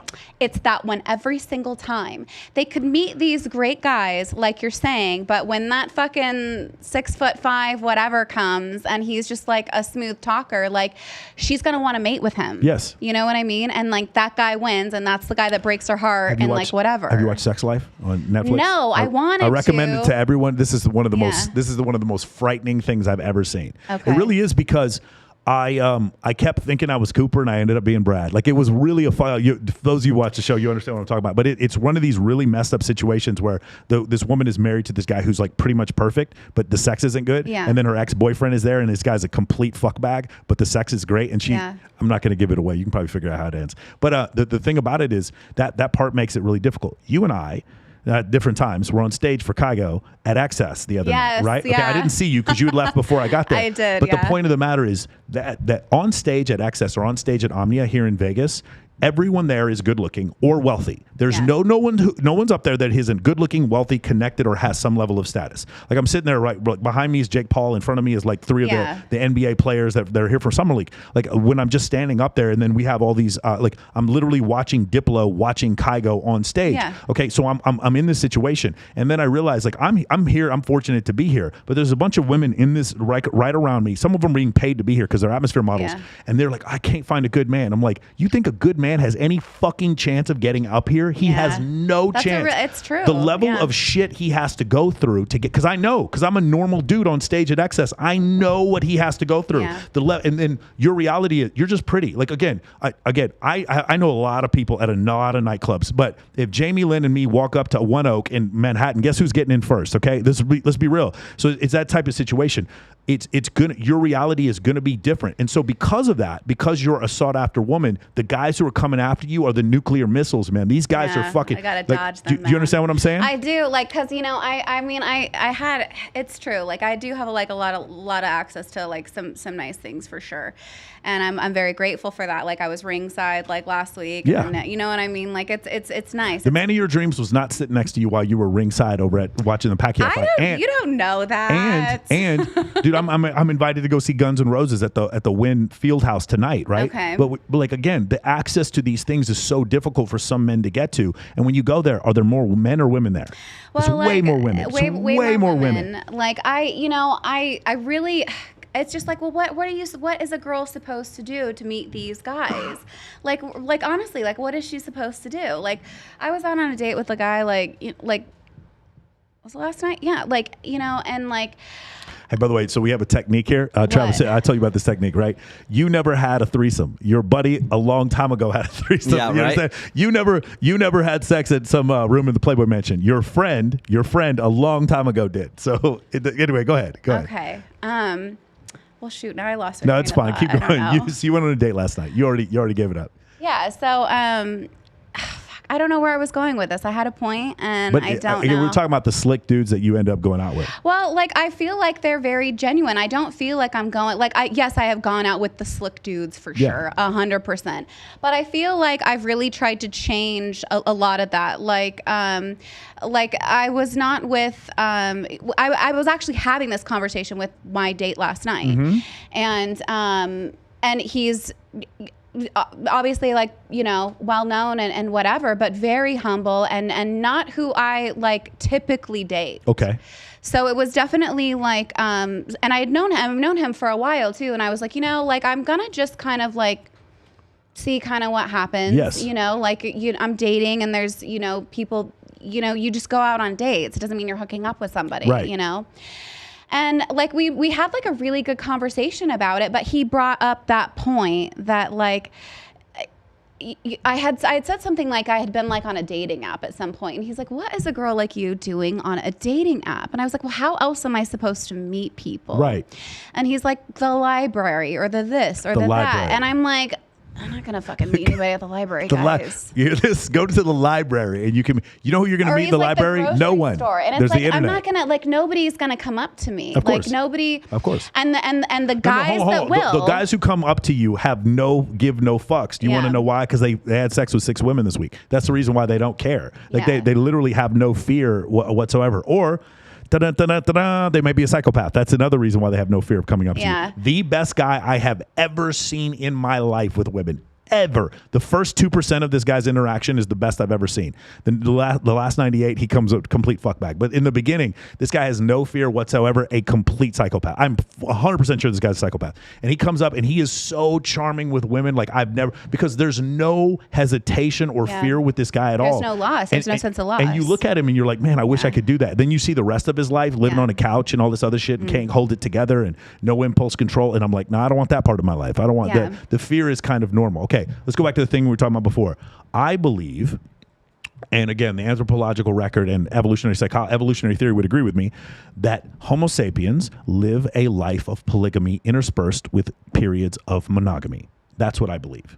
I believe there are periods of your life where you are monogamous, interspersed in a lifetime overall of polygamy. That's why you have multiple partners. When you said before, the girls are like, oh, I started dating this guy and he ended up being a piece of shit. And you're like, oh, how come I couldn't tell? There's no way to tell because they're all going to, every one of these guys is going to be charming in the beginning. Well, they're not going to come up to you and be like, hey, I'm going to break your heart. Would you like to date? Of course. No, I know some guys who literally would say that, but yes, you're right. You're right. It might work. Yeah, here's some Coke. Here, I'll break your heart, whatever. But going back to what you said, do you understand what I'm trying to say? I do. Like, I certainly see your point. It's not that I'm disagreeing with you. I don't feel like that's best though. Okay. And at least not for myself. And I know, I think it is women's best interest to be in a monogamous relationship. I think that serves them, and I think that women just really thrive in relationships, and that is where they do the best. They do the best at, and I think that is just kind of how we're just naturally wired, most of us, and so that's just a desire that women have, and it's very frustrating for a lot of women to be in this dating game where people are playing games, or they don't want to commit, or they're like one of the things that a lot of women will tell me or will talk about is a guy will really secure the attachment really early on and then like back away. There's that pull away thing, and then they're like, what happened? And that's something that's so common, where it's like, oh, this person's really interested and now you haven't heard from them in a few days, And that's really confusing, and like that's also very traumatic. That's super traumatic for women, and they have a hard time not taking that personally. So so I have some female friends who are really into being in a relationship with one person. They're like, I don't look at anyone else, and I'm actually jealous of that. I wish I could do that. Do you have any guy friends where you're like, man, I wish I could be like him. I wish I just didn't give a fuck? I do. One of my best friends is a guy friend, and he's amazing, but he's all about his woman, and I admire that so much. Like, he fucking loves the shit out of her, and it is so attractive. It is so attractive to see how he treats her, how he talks about her when she's not around, and how much she loves and respects him. And I'm like, that's fulfillment. Okay. I haven't seen anybody really get that kind of happiness being single or fucking around. I've only seen that in a relationship. Interesting. Okay. No, again, so you're talking about what ought, and I'm talking about what is. We're not disagreeing. We're not disagreeing. I agree with you. In fact, they talk about in The Evolution of Desire, another book by David Buss, they actually talk about it is better for women. A lot of women would prefer to be in monogamy, in a monogamous relationship. So let's just talk about this again from an anthropological or evolutionary standpoint. If I'm a woman, and so again, you are constantly choosing to see which one of these men is going to be the most genuine with you and fulfill a monogamous relationship with you. Right. And in order to do that, there are certain tests that you want to give, and the guy is going to say, again, I'm sure you've probably met, or at least have female friends who've met guys who've said, I will only be with you, and then they put their dick in other women. I'm sure you've seen this before, because I can name 100 guys that are like that. Okay. So now again, what is this? This is again, if it pervades amongst Homo sapiens, it fits somewhere in evolution. Men have probably been lying to get vagina since there have been men. Yeah. Okay, since Australopithecus, they've probably been men doing this. All right. So now when you come to that realization that that's what's going on, now you understand as a woman. Now let's go back 50,000 years or 100,000 years. If you pick the wrong mate, it's not a function of dating some piece of shit who cheats on you or talks shit about you on Instagram. You die. Yeah. Yeah. Like, he can't protect you. You're not raising your young, like all those things. Yeah, he's not going to raise someone else's either. I know. Right. Yeah, absolutely. So the stakes are high. You have to choose well. You choose the wrong mate as a woman. Yeah. You die. Yeah. Evolution selected for women who are able to choose the right mate. So you wonder why women are picky. That's why women are picky. Oh, 100%. Yeah. Absolutely. And they should be picky. I'm glad they're picky. Yeah, they should absolutely be picky. I mean, like you're trying to pick like a life partner, right? Like you want to be compatible and you want to like get along with somebody. So. Yeah, I mean, seriously. But like so much of, if you ever read the Napoleon Hill's book, Think and Grow Rich, the last part of the book is about sexual motivation, right? What was it? I remember Chappelle or somebody said something like, if a woman didn't want a man to buy a house, we'd all live in a cardboard box. We don't give a shit. Like, we don't care. Like, seriously, we'd have sex in a cardboard box. I know. You guys are insane. Oh my goodness. But we do these things. Like, listen, I mean, it's not Albert Einstein, theory of relativity, and then he tries to marry his hot cousin. Like, everybody, Warren Buffett, he ends up marrying his au pair, or not his au pair, but his caregiver. Yeah. Like, these people, how many supermodels does Steve Jobs end up dating? All of this is for sexual selection. All of it. Do you think that there are men out there that want to be in a monogamous relationship? They are, but the problem is for me to say they want to be in a monogamous relationship, that is a technical term, and that technically is right. While they're in the monogamous relationship, will they fantasize about other female forms? Yes, they will still do that. Well, that's not what I'm talking about. Okay, but that is gonna be the problem. Like, for me, if I was in a relationship with somebody who was bisexual, and we would occasionally be with other women, in that case, I had no issue being in a relationship. Yeah. Other than that one thing, we were in a monogamous relationship. Mm-hmm. But other than that, that was it. That you're never. Here's the other problem. It is a really controversial book. It's called The Intelligence Paradox by Satoshi Kanazawa. And he talks about how as men go up higher in education or in IQ or have higher earning potential, the 1% top 1% of earners in the United States, I believe, is $525,000 a year, $540, somewhere around there. If you date one of those men, the likelihood of him cheating on you is dramatic, like exponentially higher. And women who date men in the top 1% just kind of like, oh, okay. Like, if you think that LeBron James' wife doesn't know that LeBron James steps out on her sometimes. Sorry, LeBron, I don't mean to slander you, but let's be real. Like, that does happen. And if that does happen every once in a while, a lot of times these women are just like, okay, I'll deal with it. I have a piece of, they talk about this in The Evolution of Desire. Some women would rather have a piece of a high status man than the entirety of a low status man. Oh man, I would not. Right. No, but, thanks. But you're also a high status woman. That's another difference. Fuck all that. There's another thing. There's another interesting study, how Rihanna keeps dating incredibly wealthy men. Yeah. Who she doesn't need their fucking money. I have a friend of mine. She has her own website. She's a model. She makes $200,000 a month on her website, and she only dates dudes who are worth $500 million or more. And it's crazy when you see it, and you're just like, why do you do this? And some of these dudes like step out on her, and you're like, why would you tolerate this? What the fuck? Well, sometimes, I mean, that's probably based on something else, honestly. Like, for a lot of women, they're looking for, an equal, like a partner. Mm-hmm. And that absolutely can, especially if the woman is like wealthier than the man. Sure. Then she might be looking for somebody that can match what she has so that she feels a certain level of security, where she doesn't feel like she's being taken advantage of financially, just the same way a man would want to. Like, for a woman, it's like women have one basic love need, and that's safety. Okay, and men have one basic love need, and that's respect. Okay. So, like, when those love needs are met, it's usually like a really good thing. But women are constantly checking for security and safety, always. So I think where the difference lies, and this is, I can tell you personally, this is true, and every dude I've talked to, I do these surveys on my calls I do on Monday. Can a man be madly in love with his wife, love his children, and still have sex with other women and still love his wife? And every guy says yes. I think so too. Yeah, and that's very difficult for people who believe in a traditional monogamous relationship to be to believe or to accept. Well, yeah, I mean, you don't have to accept it. You don't have to accept it, but I do think that it is possible. Like, there are people that very much love their partner, but still want to have sex with somebody else. But, part of love is self-control and discipline, right? So it is loving your partner to the degree that you're respecting the boundaries within that relationship as far as how you guys define it. So that might mean that you have to deprive yourself and whatever. It's not that desire necessarily goes away, but it's just like, okay, like, I can't do this to this person that I love. But you can hold very conflicting emotions in the same space. They but they're don't not. Here's the difference.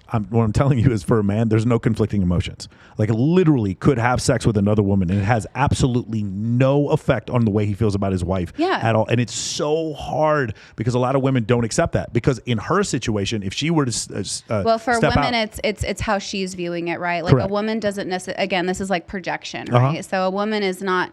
A woman is going to have more of an emotional. Like, in order for a woman to actually like be like physically intimate or even fucking orgasm, like, she has to have that emotional like emotional safety. Like, that has to be the love need met in order for her to even like be able to orgasm. So like, you know, so she can't look at it outside of an emotional state most times. And so she's bringing that in. So she's going to project that onto her partner. Whereas the guy can be like, no, I totally love you. I just really wanted to sleep with this person. And it had nothing to do with emotion because he's not connecting sex in the same way the woman is. Correct. No, that's exactly right. So there was a study done, and I can't remember exact details of who did it, but the gist was they asked men, would you rather be, you're seeing a woman, you're in an exclusive relationship with her. Would you be more upset if she had sexual intercourse one time with another guy, or if she told you that she was deeply in love with this other guy but did not have sex with him? And they asked women the same thing. You're in a relationship with a woman or with a man. Would you be more upset if this man had sexual intercourse with another woman or told you he was deeply in love with this other person and they never had sex? And something like 93% of the men were like, no, I don't want her to have sex. And it's funny for women to hear that, but it was like, no, because guys are so territorial. No, it's just like one of these things like, oh, I really had feelings for my friend John and I saw him for 3 minutes. Did you fuck him? No? Okay, cool. We'll get back on the PS5. Like, they don't care. Yeah, like, but for women, it's the opposite. Oh, totally. Yeah. Like, if you, I mean, my heart like just dropped when you said that. I was like, oh my God, if somebody that I loved ever said that they were in love with somebody else, intimacy doesn't even fucking matter. Yeah. Like, if they said that to me it'd be over. It'd be gut-wrenchingly painful. This is really hard because I try to explain to some of my female friends. They're like, "Oh, what is he worried about me cheating?" I'm like, the penis going inside of you is the cheating. And they're like, they don't get it. They're like, no. I'm trying to explain to you from a man's point of view. That's all. You're like, oh, but I know we text back and forward and all this kind of stuff. Like, to you, the cheating was him talking to his ex. Yeah. To him, it is just the penetration. We're so like different, like, so I work a lot with, girls that have, been sexually assaulted. And one of the things that comes up in these relationships, like say there's been a rape or, something like that, and they are in a relationship, right? The husband feels the need to reclaim the wife. Yes. And that is a really hard thing for the woman to process, right? Because she's going through this traumatic experience. Now I know exactly what you're saying. So I've actually seen this before, but it's not even a rape experience. I've seen this before where a woman is in a relationship and she does porn with someone else. This is an OnlyFans thing I've seen. And then the guy comes back and he's like, he needs to dominate her. He has to claim and she doesn't understand like what's going on. In your situation, you're talking about a woman has been raped and now she's not ready to have sex. Yes. She's not ready to feel intimate. And now from his standpoint, he's like, from his mammal brain is saying to him, some other caveman, alpha caveman came and had sexual intercourse with my woman, and I need to make this right and be even more alpha than him. And her situation is, I just got raped. Get the fuck off me. I just got raped. I know, but like it does speak to that like biological component that you're talking about, where I do see that these are things that we do address like in counseling, right? Like they come up, and I can see how that would come up with porn or OnlyFans too. Like, I could see that there. Girls that have been sex trafficked, like there is this like huge conflict that happens. No, it's really interesting because I know a lot of couples that they do stuff on OnlyFans. We can talk about OnlyFans because it's so pervasive now, right? Where the girl can go and have film with other guys, and the guy's like, oh, it's okay because she's filming, or the guy can go film with other girls, but that's okay because it's work. We had my first guest who was in for my first episode. She is dating a guy who's a porn star, and he would talk about he'd have sex with 5 other women in the same day, and then they'd go on a date the next day, and she was fine with that, right? She was okay with it because in her mind, he's just working. It's work. And then me and the other dude in the room were like, the fuck are you talking about?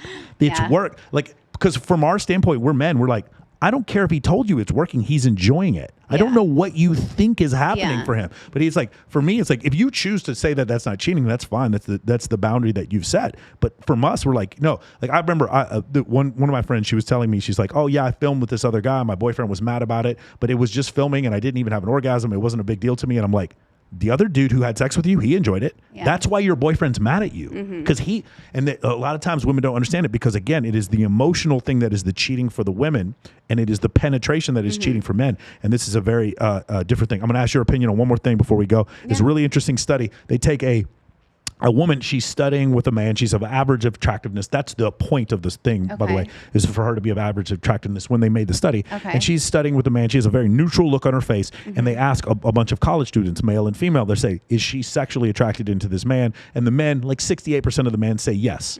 But she's not. Like, it's a neutral photo. And something like 17% of the women say yes. Yeah. Right? Okay. Then they make her more physically attractive. They do her up. She's got models, but like larger breasts, and she's got makeup on. She does that. What do you think the results of the second survey were?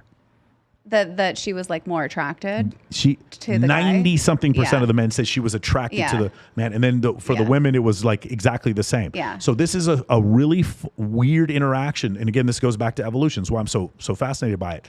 You being more attractive makes more men think you're attracted to them. Yeah. Makes no sense from a logical standpoint, but women are online and they're more I wish attractive. we could take that kind of self-esteem in guys and just like bottle it up. I'd be a very rich woman. Right. I had this conversation with my girlfriend where I was just like, like women don't really have this like problem, but like I see this like inflated self-esteem with like a lot of guys. Like a guy can like have like, fucking Cheetos on his shirt, fucking a beer, like whatever, and see a bunch of hot bitches walk by and think every single one wants to bang him. And he's like, I'm the fucking shit. Yeah. And a girl can get all done up and da-da-da, and she's like, do I look okay? Well, so you know what I mean? Like, like, how can we package that and sell that? So you can. It's called OnlyFans.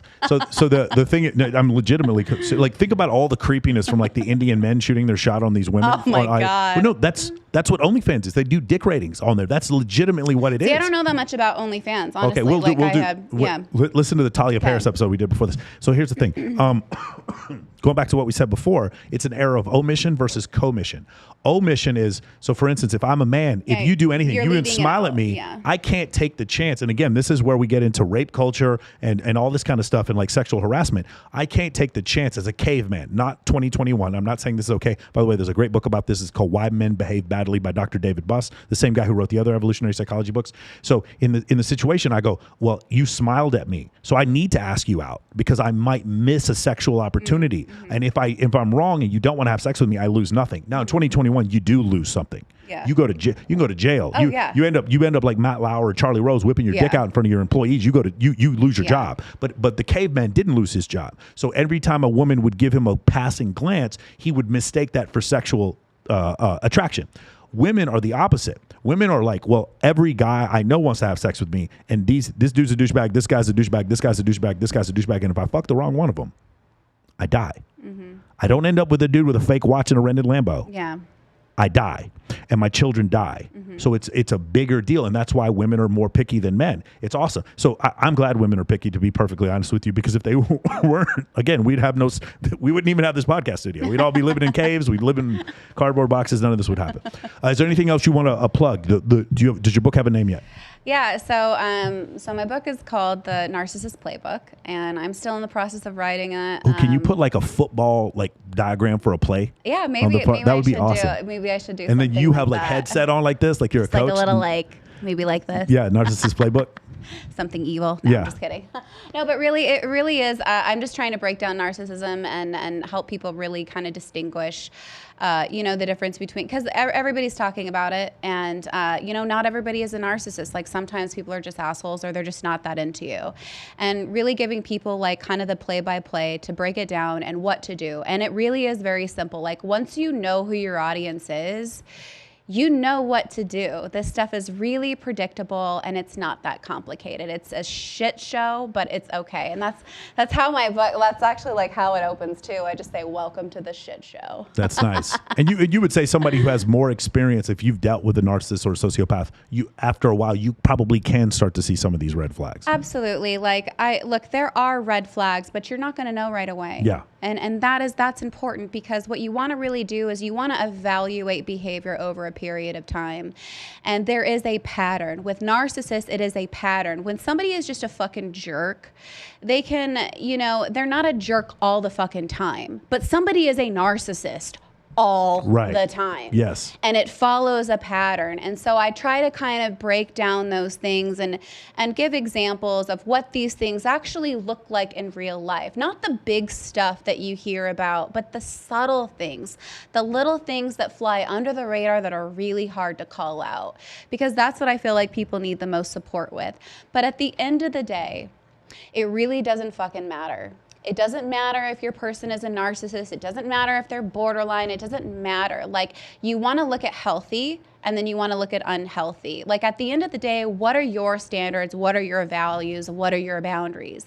What is okay with you? What do you want your life to look like? That's what you set the standard for. You don't model it after somebody else. Find out what's right for you. Connect to yourself. Love yourself. And what's for you is going to choose you. And fuck everything else. She spent all your money. She fucked all your friends and she fucked up your credit.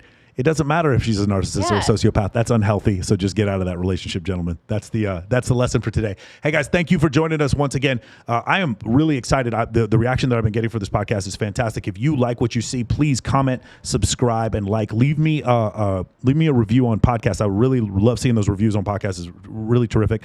And I'm starting to get haters on the YouTube channel, which is awesome. I'm looking forward to that. I'm talking to you, sociopaths. I'm looking forward to you guys leaving some really mean comments about how we're stupid and we don't know what we're talking about, and there's no such thing as sociopaths. Looking forward to those comments, and we will see you guys next week.